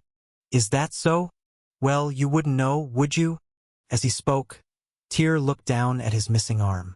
Seeing this, Suyuk asked, driven by a sudden thought. Is your missing arm related to your dislike for humans? Snip. For a brief moment, it seemed as if Tyr was about to stop, but then he continued moving. With that question, you've just made me dislike you more. So, if I make myself likable, Will you answer my question? Possibly. Tyr let out a derisive laugh and quickened his pace. But that will probably be harder than you entering Valhalla. It appears to be so. Tyr was a rather strict god. Was it even possible to win his favor? If there was a reason behind it, then it could be possible. If there was a cause for his hatred of humans, there might be a way to squeeze through. But if there was no reason, if it was an instinctive dislike, like hating disgusting bugs or monsters, in that case it would be impossible. Suyuk had two reasons for wanting to win his favor. The newly appeared high-ranking god made the trial larger and richer. If he could win his favor, it would be invaluable, something that couldn't be measured in points. On top of that, the god of sickness has registered a mission.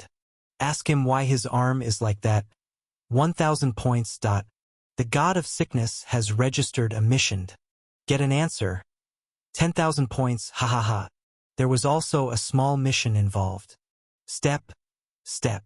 Following Tyr's guidance, the three reached a high staircase shrouded in clouds. It was a place that invoked a reverent feeling. Suyuk realized that the top of these stairs was the trial ground. The accompaniment of the Valkyrie ends here. Understood. Viola, who hesitated for a moment, stopped without saying anything. Still, he thought she might argue at least once, considering her personality. It seemed she surrendered to Tyr's authority. I'm sorry. It looks like this is as far as I can go. It was a trial I had to face alone anyway. Nothing to apologize for. Please take this.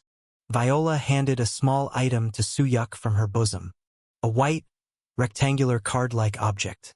When Suyuk gave a questioning glance, Viola explained. It's a single-use voice transmission and reception kit. Please contact me once you finish the trial and return. What is this? What could it be? Is she asking for an after-meeting? Do.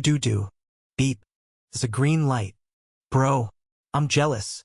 Should I just go die? The item Viola handed over was similar in shape and function to a player's kit. The only difference was that it was inferior to a player's kit. Suyuk nodded after putting the kit inside his coat. I will. I haven't repaid my debt to you yet, and that's a disgrace as a warrior. You don't need to emphasize it so much. I'll get in touch. She had been an important guide. He had planned to seek her out after the trial anyway. But now, things had become much easier. Well then, I'm off. With those words, Suyuk began to climb the stairs. And slowly, he stepped into the clouds. Asterisk. Suyuk ascended the stairs into the clouds. Tyr, who had been watching him, clicked his tongue. He's gone. Having finished his business, Tyr turned around. He asked Viola, who had finished her farewell, "Do you think he'll pass?" "I've seen the benefactor's skills." Viola nodded with a voice full of confidence. "He will definitely pass. Indeed, that guy is better than most Valkyries." His tone suggested he already knew the answer. Nonetheless, Tyr predicted Suyuk's failure. It's not about skill. Then what? The problem is that he's human. It was a difficult statement to understand. But a certain phrase suddenly came to mind. The gods of Asgard will never accept us. At the time, she hadn't pondered its meaning deeply. She had thought it couldn't be true. Who was it again? She traced back her memory. It wasn't hard to recall. He wasn't a person easy to forget. Commander Baldur. It had been the words of Viggo's former superior. He had said it. For a long time, Viola had believed that Valhalla's trials were open to everyone, that those who passed the trials would earn the right to go to Valhalla, and that opportunity was equally given to all. However, Tyr spoke as if that wasn't the case. Confirming his entry into the trial is sufficient. He turned around, already certain Suyuk would fail. I'll come to collect the body later. Asterisk. The inside of the clouds higher up the stairs felt quite cozy. Comfortable and fluffy. It felt almost as if he was actually walking on clouds. But perhaps due to his past experiences? Instead, Suyuk found himself wary of this unfamiliar feeling. A moderate level of tension is necessary. Suyuk steeled himself internally to avoid being lured into complacency by the clouds. However, overcoming the boredom was entirely up to him. How far do I have to go? I must have been walking for over 10 minutes. A cardio workout from hell. The extended staircase continued for some distance. Lee Suyuk was walking through the clouds when he heard footsteps that were not his own. Thud dash. Suyuk lifted his head and saw the blurred figure of a stranger hiding in the mist. Human. Descending the stairs was a man with a butterfly-shaped tattoo on his face. Upon discovering Suyuk, the man asked with a startled expression, "Are you really the challenger here to take the Valhalla's trial?" "It seems that way. You are starting Valhalla's trial. Walk along the Valhalla's staircase. The memories of warriors await to test you on the stairs. Receive recognition from at least 10 warriors. The more recognition you receive, the stronger Valhalla's blessing will be. Reading the lengthy message, Suyuk nodded. It sounds like I just have to defeat everyone and keep going up. The warrior, who had no idea about the system, chuckled dryly. Well, even if I am just a memory from the past, to face a human. What do you mean by a memory from the past? Suyuk asked. Just as I said, I am nothing but an old memory of the god Tuum who entered Valhalla. Suyuk questioned further upon the warrior Tuum's explanation. So, the test creates replicas? Well, calling us replicas is still quite something. At his words, Suyuk's gaze shifted to the lengthy staircase behind Tuum. The stairs extended indefinitely, shrouded in clouds, making it hard to see with the naked eye. But one thing was clear. As he ascended, stronger opponents would appear. If they reflect old appearances of gods, who else will show up? There were no restrictions on this test. He was instructed to face a minimum of 10, but he could face even more. How far could he go? And who would be waiting at the end of the stairs? I'm curious. Interest and anticipation grew in him. His focus on the warrior before him was already fading. Did Tuum notice this? Where are you looking? With an unpleasant expression, Tuum drew the long spear from his back. You're acting as if you've already surpassed me. Well, you are the first one. Do you know? Among the warriors challenging Valhalla's test, 8 out of 10 fail to surpass me. Thud dash. Tuum forcefully struck the bottom of the stairs with his spear. The staircase quivered slightly as he pointed at Suyuk with his other hand. And you, a mere human. At that moment, flash dash. A yellow aura burst forth before Tuum's eyes. Boom dash. Oh! Tuum's eyes widened in shock. Overwhelmed, he lost consciousness before he could comprehend what had happened. Just like that, swiftly. Thud dash. Tuum's body fell forward and rolled down the stairs. See? It was easy. Thud dash. Suyuk began ascending the stairs again, passing by Tuum. The first one. Chapter 137. The name of the sixth opponent was Gyring. Suyuk exchanged blows with him for about a minute. It was a relatively intense battle compared to the previous ones. Nevertheless, there were still no significant problems. Thud. Gyring's body, with a pierced neck, collapsed forward. Once again, as Gyring tumbled down the stairs, a familiar message appeared. You have defeated the sixth warrior. You have leveled up. Strength increased by 1. Agility increased by 1. Stamina increased by 1. A satisfying message. He had already leveled up twice. It was surprising, considering the opponents weren't that strong. Experience points are substantial. Was it because he faced opponents who were copies of gods? Though they were mere illusions created by the trial, it seemed there was indeed a gap in species. Otherwise, it wouldn't make sense to have leveled up twice already. While he felt a sense of joy, a peculiar tension also accompanied it. It won't be easy. The fact that he was leveling up quickly in the trial meant the difficulty of the trial was high. However, the outward difficulty of this trial was not that intense yet. In other words, something unseen still lurked ahead. He couldn't know what it might be at the moment. Was it a trial of Valhalla? Or was the entire examination of the sixth floor named Midgard? He would understand its true nature as he progressed. But before that, Teacher Mayo, mission completed. You have received 3,000 points from Teacher Mayo. Thank you for the sponsorship. Each time he faced a new warrior, minor missions accompanied it. This time, the mission was win without using lightning. It wasn't a difficult mission. The current opponent was manageable with just his sword. So boring. It's a bit dull without the lightning. Boring? His sword skills are freaking amazing. Seriously, it's like his sword is possessed by a spirit, lol. Opinions varied about the missions, but it wasn't a problem. He could earn points, and a bit of spice added to an otherwise monotonous trial made it more interesting to watch. Suyuk continued to ascend the stairs. As expected, as he climbed higher, the opponents grew progressively stronger. Unlike Tuam, whom he faced first, the seventh opponent could withstand a degree of his lightning and retaliate. After defeating the ninth opponent, for the first time, Suyuk paused on the stairs. Now the 10th. The ninth opponent had been persistent. Even after being struck by lightning several times, they did not fall, ultimately forcing the output to be increased. After the seventh one, it's not easy. Hoping to conserve stamina while ascending turned out to be a mistake.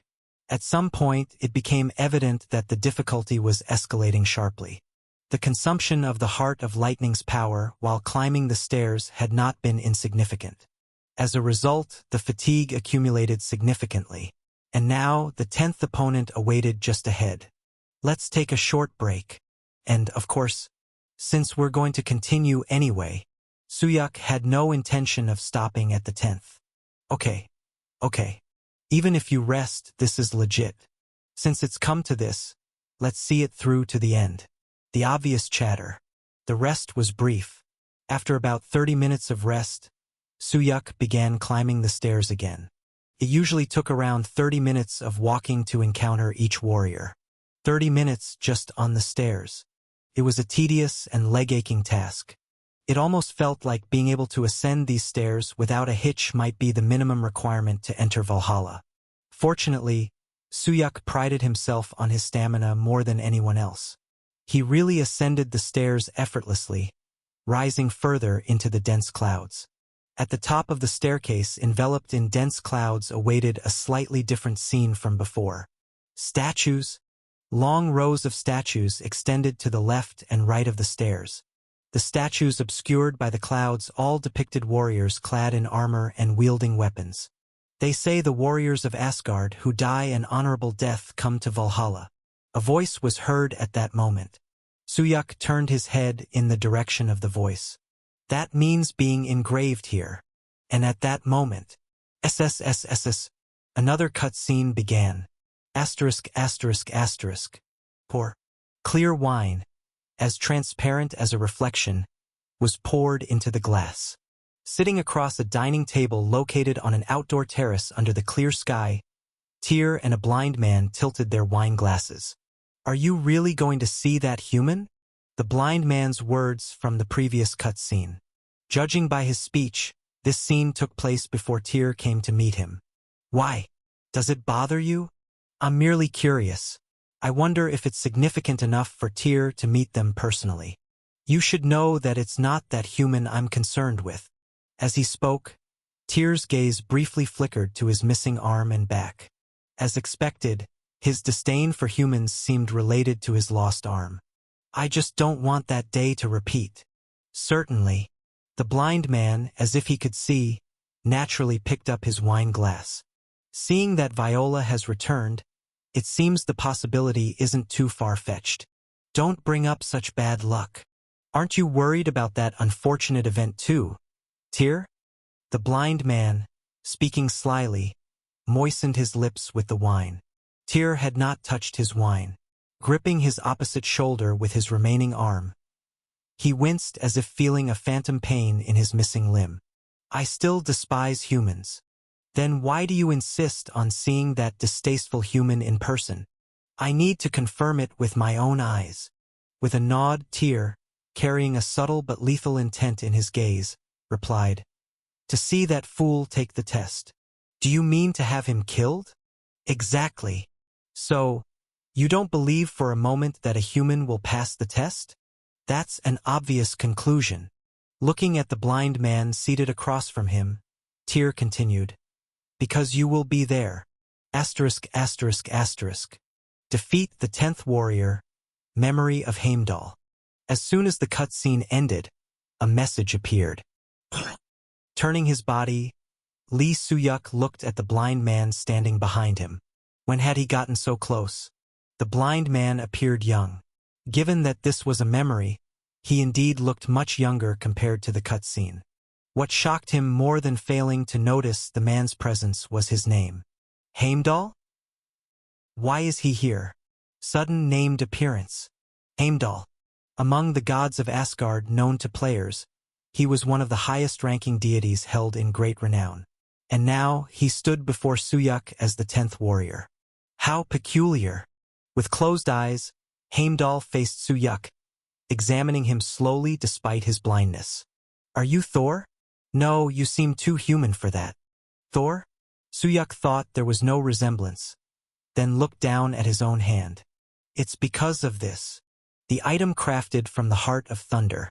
Though it was only a fragment, it was still something Thor himself possessed. Soo-yuk had not yet used the new item. None of the warriors he had faced so far had necessitated its use. After a moment of consideration, Soo-yuk answered Heimdall's question. I am not Thor. I am human. Then why do you possess a piece of thunder? Extending his hand forward, Soo-yuk replied to Heimdall's curiosity. It seems Thor also has something identical to this. For now, Heimdall responded, causing Soo-yuk to reaffirm something. All the warriors here were not real but mere records of their past selves. That should have belonged to Thor. Heimdall, instead of seeing with his blind eyes, measured Soo-yuk with something else. You haven't stolen it, have you? I'm not capable of such a feat. You're quite knowledgeable. Heimdall, deep in thought, crossed his arms instead of preparing to fight. Although he couldn't discern what Heimdall was thinking, Soo-yuk found it challenging to make any sudden moves. As Soo-yuk observed Heimdall lost in thought with his arms crossed, he gauged the distance between them. Can I win? The distance between them was barely 10 steps. It was a sufficiently close distance. If he intended closing, it wouldn't be much trouble. However, even at that proximity, Soo-yuk had not detected Heimdall's presence until he spoke first. Something's off. It was one of two things. Either Heimdall had a special ability, or he was at a level so high that Soo-yuk couldn't dare to match him as he was now. Are you curious about what I'm thinking? Heimdall spoke as if he could read Soo-yuk's mind. Or are you just curious about me? It was both. Why this trial's difficulty had increased so dramatically and what was going through Heimdall's mind were both crucial clues for Soo-yuk in facing the trial. I received 2 requests. Fortunately, Heimdall wasn't a particularly secretive individual. One was to ensure that if a human or anyone with human blood appeared here, they should not be allowed to ascend these stairs. Heimdall's face still bore a troubled expression as he spoke. And the second request was to warmly welcome anyone who possessed the power of lightning. He mentioned I would understand the reason later. At that moment, Soo-yuk recalled an image of a man from a previous cutscene. That man. The one who said he would pass on the heart of thunder to his son. That man, most likely, was Odin, the great god and ruler of Asgard and father of Thor. Welcome anyone with the heart of thunder. In a way, it was a very warm-hearted request. He requested that his son be welcomed should he come to take Valhalla's trial. I came to understand why later, but it's quite troublesome. You, a human, arrived bearing the heart of thunder. Now, Soo-yuk understood why Heimdall was so contemplative. He was stationed here at the request of Asgard's ruler, and the 2 requests conflicted with each other. Watching the still pondering Heimdall, Soo-yuk asked, Are you here to filter out humans? Though he asked somewhat as a joke, Heimdall nodded. Only then did Soo-yuk understand the confidence Tyr exuded when he said Soo-yuk would never pass the trial. With someone like Heimdall as the final opponent, it made sense. Odin has intervened in the trial to prevent any human from entering Valhalla.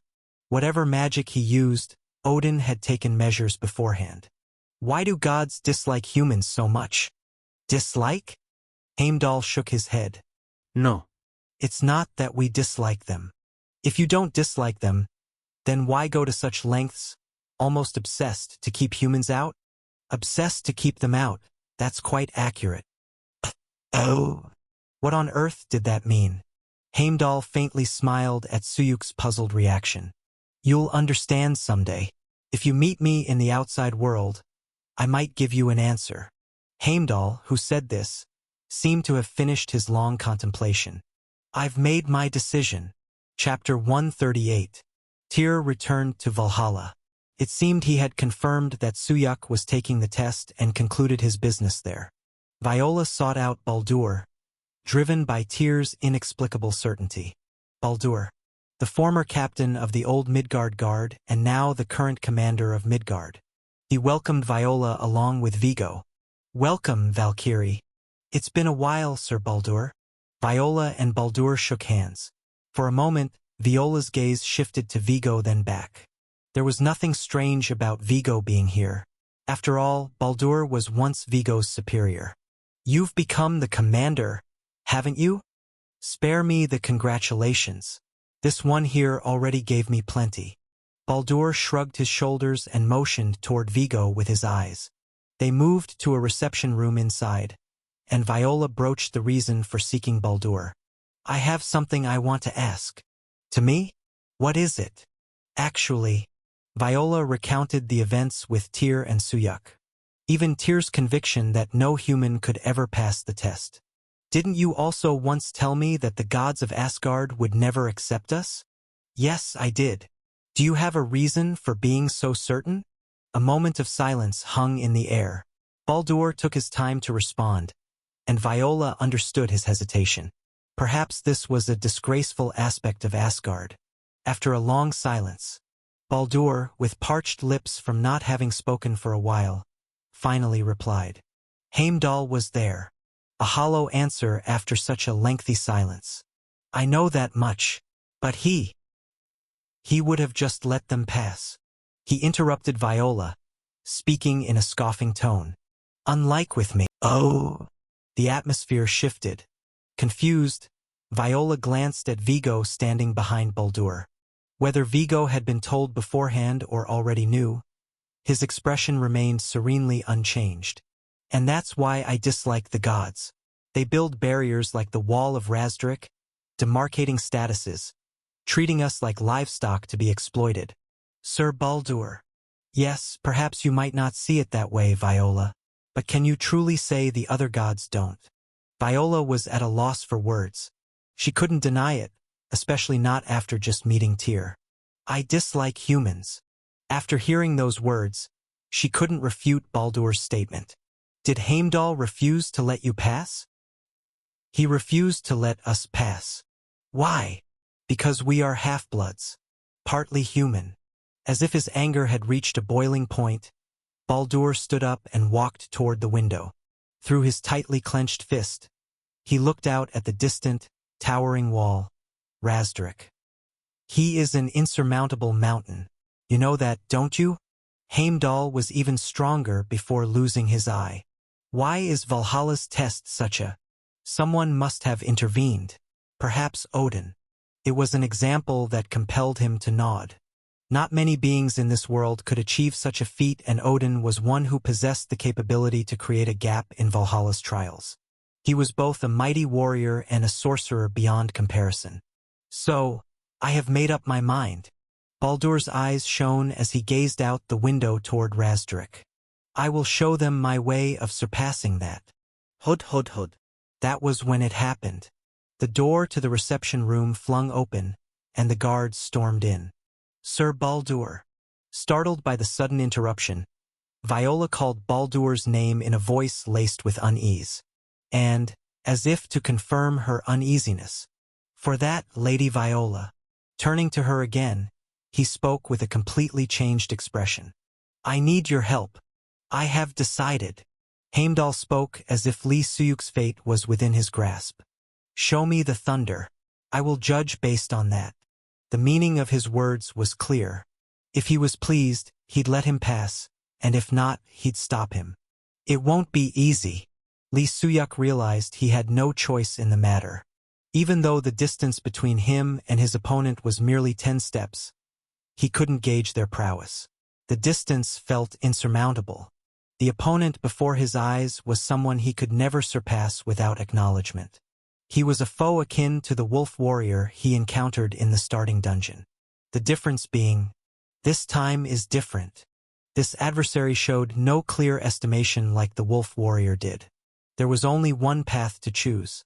I was brought here because of this trial. Lee Suyuk took a deep breath.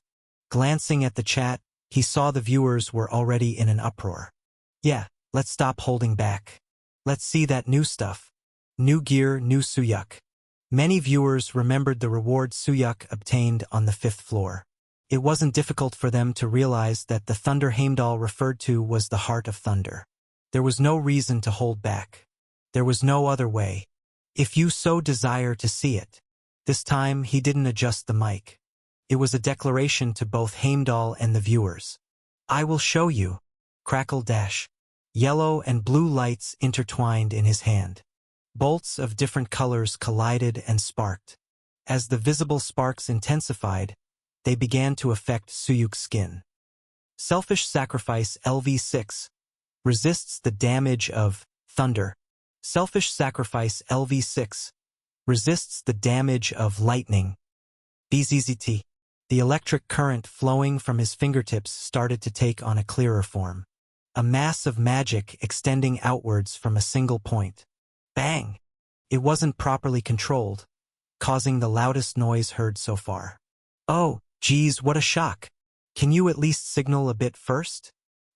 Mom, can't hear. The sound seemed to reach viewers beyond the monitor. Immediately after the noise erupted, a spear appeared in Suyuk's hand. Incomplete thunder and lightning spear has been created. It was a long rod that couldn't rightfully be called a spear. A spear nearly 3 meters long, interwoven with 2 different colors. Its incompleteness stemmed from Suyuk's lack of proficiency. Tingle, tingle. He felt the heat surging through his hand that was gripping the spear. It felt like his arm might burn if he held on any longer. The only reason he could even hold it was because of one thing. This is amazing, seriously. It was thanks to the gloves Kindre made for him. An item simply named the Gloves of Thunder. The sole effect of these gloves was to help control the power of lightning. The countless hours of Kindra's work and the costly materials, amounting to hundreds of thousands of points, were all for this one purpose. Remarkable, Heimdall said, impressed as he looked at the incomplete spear Suyuk had created. But can you throw that? It seems rather strenuous. It needs to be at least this powerful to make you budge, doesn't it? He still couldn't grasp how large his opponent was. To truly feel it, Suyuk probably needed a much higher level than now. However, confidence surged within him. If it's with this, it wouldn't be completely futile. And even if throwing is too much. Thunk. Suyuk pointed the spear tip at Heimdall. I can still stab with it. Stab? Well, that's certainly one way. Then, as Suyuk nodded and prepared to thrust the spear at Heimdall. That's enough, Heimdall interrupted. The spear, which was aimed at Heimdall's heart, stopped mid-thrust. Suyuk's hesitation caused his concentration to waver, and the incomplete spear dissipated like mist. If you can't throw it, then stab it. Just making up your mind to do that is enough to pass. Do I pass? For now. Heimdall nodded, and as if it were a signal, you have been acknowledged by the memory of the 10th warrior Heimdall. You have passed the Valhalla trial. Would you like to continue? Regardless of the message that appeared, Heimdall continued speaking. But whether other gods besides me will acknowledge you, I'm not sure. A god named Tyr said the same. He seemed to really dislike humans. He has his reasons. There seemed to be something between the gods and humans. It wasn't just a simple intuition. There was a story that had always been planted in his mind. Gods and giants. Great beings that human power could never dare to confront. This is something created to fight and win against them. These were the words he heard from Furious when he first obtained the Heart of Lightning on the second floor. The notion that humans tried to fight and win against such great beings as gods and giants meant that something had transpired between them. And perhaps it wasn't unrelated to why the gods, including Tyr, hated humans. Didn't I tell you? If you meet me outside, I might let you know. At those words, Suyuk smacked his lips in disappointment. It appeared that no answers could be gained here. Well, then, it didn't seem like there was anything more to gain from the conversation. Suyuk looked past Heimdall and gazed up the stairs. Are you thinking of continuing upward? There wouldn't be any more opponents like you up there, right? Heimdall was a device installed by someone to prevent humans from going further. Having overcome that obstacle was sufficient for now. From here, the true trials of Valhalla would await him once again. I'm curious as well. Who might be up there? I'll let you know after meeting you outside. That would be appreciated. He could feel Heimdall smiling behind him, just as he took a step up the stairs. It won't be easy to handle that. Heimdall's last words continued. There must be a reason that it was split in half. Swoosh dash. Suyuk, who was climbing the stairs, turned his head. Interestingly, no one was there. As if erased in an instant, Heimdall, who had been speaking loudly and clearly, had disappeared. It seemed that he had fulfilled his role by passing Valhalla's trial. Safe Asset has sponsored 100 points. That's what they say? Lameo. Annoying sponsorship message. Suyuk smiled under his mask at the appearance of the familiar viewer. Do you want to make a bet with me? A viewer with a 0% win rate. Suyuk simultaneously provoked both Safe Asset and Heimdall. Whether I can handle this or not. OMG LOL. Looking super tough. Is King Tank scared? LOL. Additional provocations were taken care of by the viewers themselves. From their perspective, a high-stakes bet was always entertaining to watch. But unfortunately, Safe Asset has sponsored 100 points. Yo, scared. This time, Safe Asset bowed out with its tail between its legs. With that choice, Suyuk started climbing the steps he had paused on. Glancing, Suyuk noticed the gloves of thunder on his hand entering his view. It won't be easy. Safe Asset. His bad predictions had never missed once. Chapter 139. Crackling sounds reverberated in the air. The remnants of the lightning lingered and scattered on the ground. Lee Suyuk grimaced as he pulled the broken spear from his shoulder. With a crunching sound, the spear that had been lodged into his bone was extracted. There was considerable bleeding from the wound. Narrowing his eyes, he looked at his staggering opponent. I should have used it.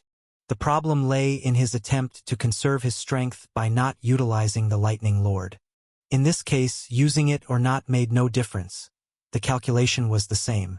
You were hiding the thunder, spoke Brynhild, the 14th warrior, opening her mouth for the first time since facing Suyuk. You still don't seem to know how to wield a sword properly, but it is impressive. Is that a compliment or a criticism? He retorted. It's both. Being able to handle thunder was commendable, but he still couldn't properly wield a sword. That was Brynhild's total evaluation of Suyuk. Disposing of the spear lodged in his shoulder, Suyuk once again aimed his sword at Brynhild. She hadn't collapsed yet. No need for that. As Brynhild knelt on one knee, her body began to fade away slowly from her toes upward. I am finished now. Standing was just my last pride as a warrior. Is that something to be proud of? Suyuk questioned. If you are the sword and shield of Asgard, it is a mentality you must possess, she replied. At her words, Suyuk clicked his tongue. Surely, it was that kind of spirit that had allowed her to become the leader of the Valkyries. It won't be easy. With her final breath, she reiterated words she had heard countless times before. For a human to survive in Asgard, you have defeated the memory of Brynhild, the 14th warrior. With a thud, Suyuk sat down on the stairs, taking a brief respite after the not-so-short battle. Brynhild's body vanished without a trace over time. Brynhild knew. Why did you kill our sister? Why? But it looks like he's getting exhausted. Most of the chat messages lamented Brynhild's death. As befits the leader of the Valkyries, she was a beauty that could stand shoulder to shoulder with Viola. But still, there was no other choice. Otherwise, I die, right? To proceed, he had no choice but to fight. Yeah, of course. Isn't that a reward? He had asked a pointless question. Shaking his head in disbelief, Suyuk began to recover his spent energy and staunch his wounds while chatting briefly with the viewers. Then, Mission Villain donated 100 points. Is this a stop? A donation message popped up as if it had grown tired of waiting. The mission began the moment he surpassed the 10th memory of Heimdall. For every warrior he surpassed, he earned between 1,000 and 1,500 points, with a total of 12,000 points up for grabs. And to that question, Suyuk slowly got up and answered. Go. Go. Go even if you can't take more.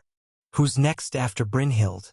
This mission was the type where failing once meant losing all the accumulated reward money. If Suyuk were to lose to the next opponent, the 48,000 points he'd amassed so far would vanish. But, can I stop now? He still had strength left to continue. Besides the points, the rewards for defeating each opponent grew larger as well.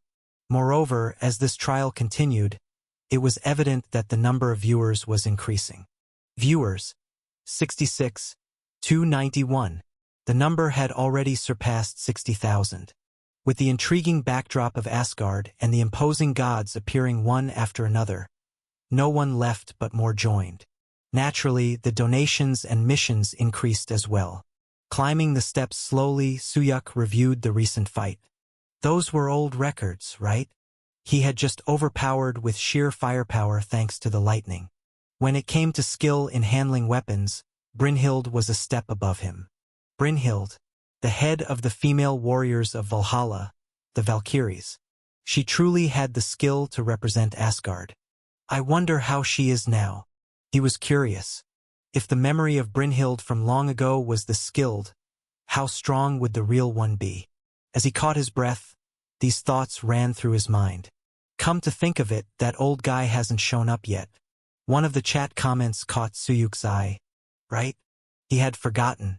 The god named Tyr he met outside with Viola. He's too unheard of not to show up. He looked full of himself, though, lol. Just an old geezer, lol. No, that couldn't be. Judging by Viola's demeanor towards Tyr and the scenes he saw in the cutscenes, Tyr wasn't a god of low status. The fact that Tyr hadn't appeared yet could mean one thing. Is he waiting further above? Suyuk's gaze shifted to the top of the stairs. Maybe not. He might not meet all the gods of Valhalla here. Some might not be recorded in this place. However, he had a strong gut feeling sometimes. Higher than Brynhild, the leader of the Valkyries, Tyr seemed to be waiting above. This looks interesting. His footsteps quickened as he climbed the stairs. Valhalla. The gods encountered here were invariably those who could be met in Valhalla. And 9 times out of 10, they would be much higher up than when they fought against oneself here. What kind of scene would it be? Anticipation of entering Valhalla was already swelling up, and the viewers watching the stream shared the same sentiment. He's already confirmed to go to Valhalla, isn't he? He already cleared stage 10. Just cross over quickly. A world where gods like Odin, Thor, Heimdall, and Brynhild lived together. There were as many viewers waiting to enter that place as those who waited for the next trial opponent. It was hard to believe that the player had already surpassed that world, which had been shrouded in mystery until now. It gave off an oddly easy impression. *****. A chill rose from the rough, hard floor. In a prison with only a small, palm-sized window as the source of light, Viola sat bound by both arms. ****. When she tried to release herself by force, it wouldn't budge. It wasn't an ordinary rope. Did the guards have ropes like this? She couldn't shake the feeling that everything had been prepared in advance. This room, the rope that could bind a Valkyrie, it wasn't something that could be procured overnight. Clank dash. Footsteps echoed from the end of the prison corridor. Was it Baldur? Viola straightened her body despite her bound hands. Her breath stopped, and her nerves sharpened with tension. Fortunately, Viola. It was Vigo who had come to find her. Vigo, are you all right? For now, I'm not hurt anywhere. During her capture, Viola had not resisted at all. It seemed she had been taken too easily, but in hindsight it was the correct decision. Why didn't you resist? Resisting would have only hurt me and wouldn't have changed the outcome. Baldur was there. Baldur was the commander of Midgard. The only reason he could hold the position of commander was due to his own abilities. Even back when he was the captain of Midgard's guard, he could easily handle a few Valkyries. Let alone now that he had become commander. All I can do now is clear my name. I don't know what misunderstanding there is, but it's not a misunderstanding. What? Your capture, Viola. It's not a misunderstanding or a mistake. Viola's mind swirled with countless questions at Vigo's words. She swore she had never done anything to harm Asgard. It's not a misunderstanding, nor is it a crime. Then, Vigo, do you know what's going on? This implied there was a third reason. Yes. Vigo lowered his head heavily. After taking a long, deep breath, he finally spoke. Viola, you are a sacrifice. Sacrifice. It wasn't a pleasant word. It was a term often used by demons. For what? Didn't you hear the objective before getting here? There was indeed a memorable phrase. So I made my decision to cross over there by my own means. Razdarik, the boundary that separated Valhalla and Midgard. Baldur had been eyeing the world of the gods ever since Asgard was established. That's impossible. This he could say firmly. Even if all of Midgard united, it would still be impossible. Let alone with just one commander and a few dozen followers. There are more than a few dozen, about 200 to be exact. Doesn't make a difference. The power of Valhalla was immense. As a Valkyrie who had resided there, she knew this all too well. There were countless Valkyries like Viola there, and there were also great gods like Brunhild, Tyr, Thor, and Heimdall who governed them. Whether it was hundreds or thousands, having just one of them present would obliterate everyone. One thing was for sure. Baldur must have known this. That's why the commander needs a Valkyrie. Vigo did not refer to Baldur as a commander. In his heart, Baldur remained as he was 400 years ago. For what? To awaken Bergelmir. Suddenly, Viola sprang up from her seat in shock. How on earth? Pure, uncontaminated blood and flesh of the divine race. It's the last ingredient to break the seal. Bergelmir has been sealed here? All Viola knew of Bergelmir, the ancestor of the frost giants, were legends. The ancestor who survived Ymir's flood. It was Odin, the god of Asgard, who sealed Bergelmir. But there were no records of that battle, only oral traditions that such an event happened. But then, isn't it getting cold? For some reason, Vigo knew far too much about Bergelmir. Bergelmir was the winter of Midgard itself. Viola's eyes quivered violently. It wasn't because she learned why Midgard had winters or about Bergelmir's existence. Footsteps echoed in the prison. So, Lady Viola. Before Vigo could finish his sentence, a long red line appeared across his neck. Must protect. Thwack. His head, losing balance, tilted downward. Vigo's head rolled off with a powerless thud. Vigo! I knew it. You were asking too many questions. The person who had beheaded Vigo with a single strike was Baldur. He looked at Viola from beyond the iron bars, sprinkling Vigo's blood on the corpse. Good thing I checked, don't you think? Baldur, you? Isn't it funny? What difference does it make, sharing this information? Baldur's sneer was aimed at Vigo's lifeless body lying on the ground. Just a single Valkyrie imprisoned. The information that cost Vigo his life seemed meaningless to Viola. However, No. it does make a difference. There was still something that could be changed. In her hand was the communication kit she had given to Suyuk. Asterisk, asterisk, asterisk. And at that very moment. So, the commander needs a Valkyrie. Suyuk mumbled as he watched the cutscene unfold before his eyes. Of course. Chapter 140. The cutscene commenced as they were ascending the stairs.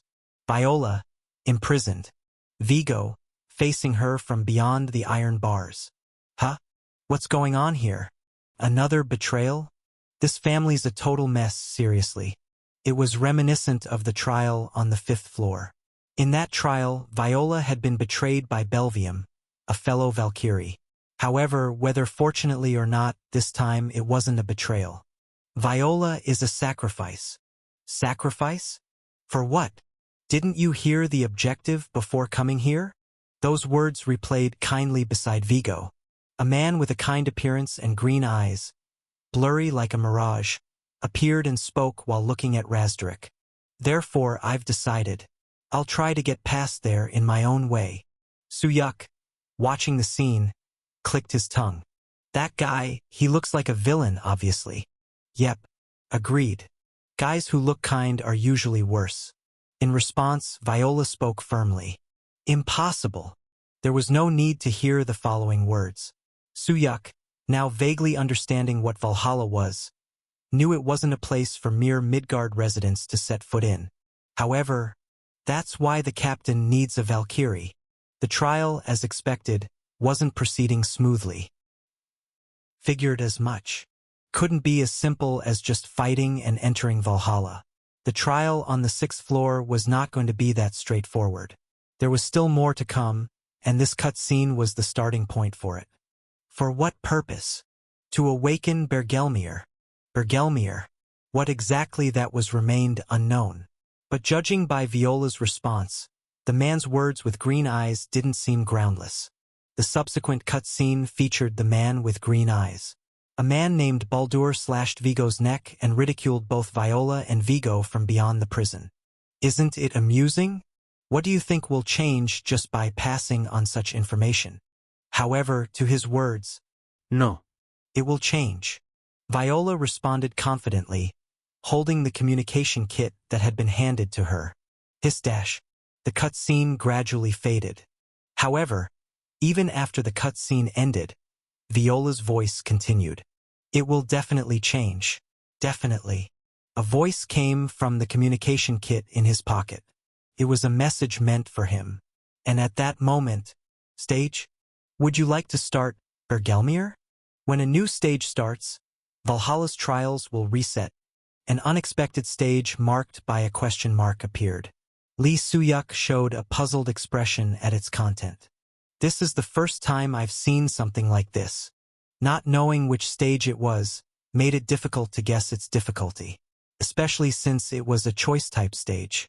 He had to decide whether to pass Valhalla's trials and head safely to Valhalla, or to save Viola and prevent the resurrection of the entity named Bergelmir.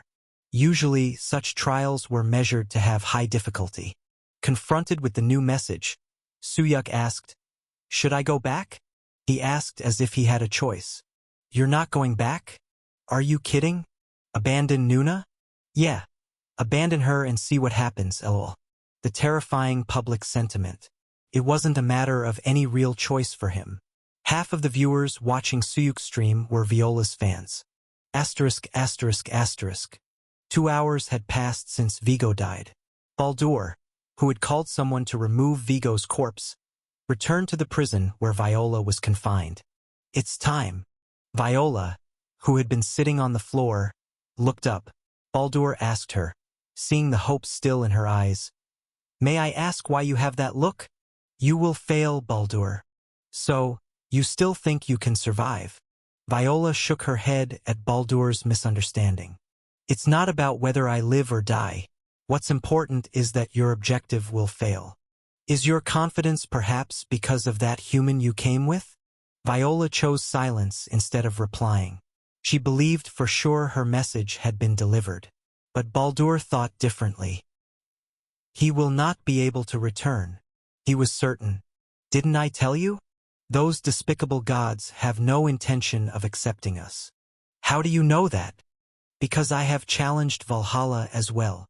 A sneer mixed into Baldur's smirk. "And so did my wife." "Your wife?" She had vaguely heard about it from Vigo a long time ago. The captain, Baldur, had lost his wife early on. We had promised to go together to Valhalla, to be eternally happy there, chasing an impossible dream. Clang dash. Baldur opened the door to the cell imprisoning Viola. At that moment, unlike me, my wife did not come back alive. Do you know why? Sheik dash. Viola lunged at Baldur, pulling out her nails and aiming them at his neck. Because she didn't give up. Thud dash. Thwang dash. Baldur's hand grabbed Viola by the neck and slammed her against the wall. Juj dash da. The impact on her back made her vision blur. Grasping at her fleeting consciousness, Viola stared into Baldur's eyes. So, abandon your hope that human will return. It's all because of those nonsensical rules you all have created. Swoosh dash. Thud dash. As Baldur released his grip, his soldiers entered the cell as if they had been waiting. And even if he does return, there's no way he can get this far. Watching Viola being dragged away, Baldur crushed her final hope. This is the headquarters of Midgard. Asterisk, asterisk, asterisk. Around the tall spire, the soldiers of Midgard stood guard. Gloomy weather. The dry and icy air made the soldiers shiver. Why is it so damn cold? Something's definitely about to happen. Hasn't something already happened? You're aware a Valkyrie is being held here, right? Conversations mingled with anxiety and anticipation. One of the soldiers lifted his head to gaze at the sky. Is it really starting? As it's about to happen, I'm feeling nervous. Don't you have any regrets? Regrets about what? It's better to make a stand than spend a lifetime cleaning up after the gods. Midgard belonged to Asgard. Yet their dreams always lay in Valhalla, Asgard's paradise. A world of beautiful landscapes, sweet rivers, with neither extreme cold nor heat. Probably not a single resident of Midgard didn't dream of Valhalla. Let's just trust the commander and move forward. It's too late to worry about failure now. In the distance, one of the soldiers could see Razderik, the boundary separating Midgard from Valhalla. The core of their plan was to break it down and topple the realm of the gods. Isn't the sky on our side too? Luckily, a Valkyrie dropped into our lap. That's true, right? Our job is just to hold this position. Before the words could even settle, thump dash. A stranger approached the headquarters entrance guarded by the soldiers. Halt! Click dash. The guard at the entrance raised his hand forward, and other soldiers around aimed their weapons in alert. Dozens of weapons were pointed at him. Yet, instead of showing fear, he looked up at the towering headquarters. I need directions. There was something unsettling about him. Is this the headquarters of Midgard? What's your business here? So, my guess was right? Skak. Upon hearing the guard's response, Suyuk nodded. Then I've come to the right place. What are you talking about? Dash dot. Boom. Boom dash. Before the soldier could react, yellow electricity covered his body. Someone must be here, right? It's an attack. Who the hell is this guy? How many? As soldiers gathered around the commotion at the entrance, Suyuk stood in the center, grinning beneath his mask. 100 points per kill. The mission came at just the right time. The swarming soldiers started to look like delicious points to him. Accepted. Asterisk, asterisk, asterisk. A stealthy infiltration was not even considered. This incursion hinged on time being of the essence. Since Viola had been chosen as the sacrifice to awaken Bergelmir, there was no room for detours. Boom dash. A widespread bolt of lightning obscured his vision. Given the number of enemies, Suyuk had no choice but to expand the range of his skills to confront all the soldiers rushing from every direction. Buzz dash. One of the soldiers pierced through the lightning and thrust a spear. The spear that aimed for Suyuk's head grazed his cheek, while at the same time, the tip of Suyuk's sword split the soldier's groin upwards. Slash dash. With the sound of bones and armor splitting, the soldier's breath ceased. When Suyuk looked around again, the number of soldiers had increased even more. Stronger than I thought? But they're still demigods, right? Then they're idiots. Idiots, ha ha ha. That was right. This was Midgard, a world where humans and gods mingled, inhabited by demigods. The soldiers here possessed skills similar to that of Vigo. It's going to take some time. If he could, he wanted to charge through using bolts of lightning generously. At the least, if he used the heart of lightning, the fight would be much easier. But that would be a bad move. Was his name Baldur? The green-eyed man he saw in the cutscene. The enemy commander who had captured Viola in this headquarters. He would likely be the boss of this trial. In the end, I have to defeat that guy. He needed to save some stamina for that moment. Hence, he couldn't afford to rush ahead too quickly. However, Bergelmir's seal has begun to release rate 1%. Release rate 1.2%. Just then, a message popped up. What the? Already?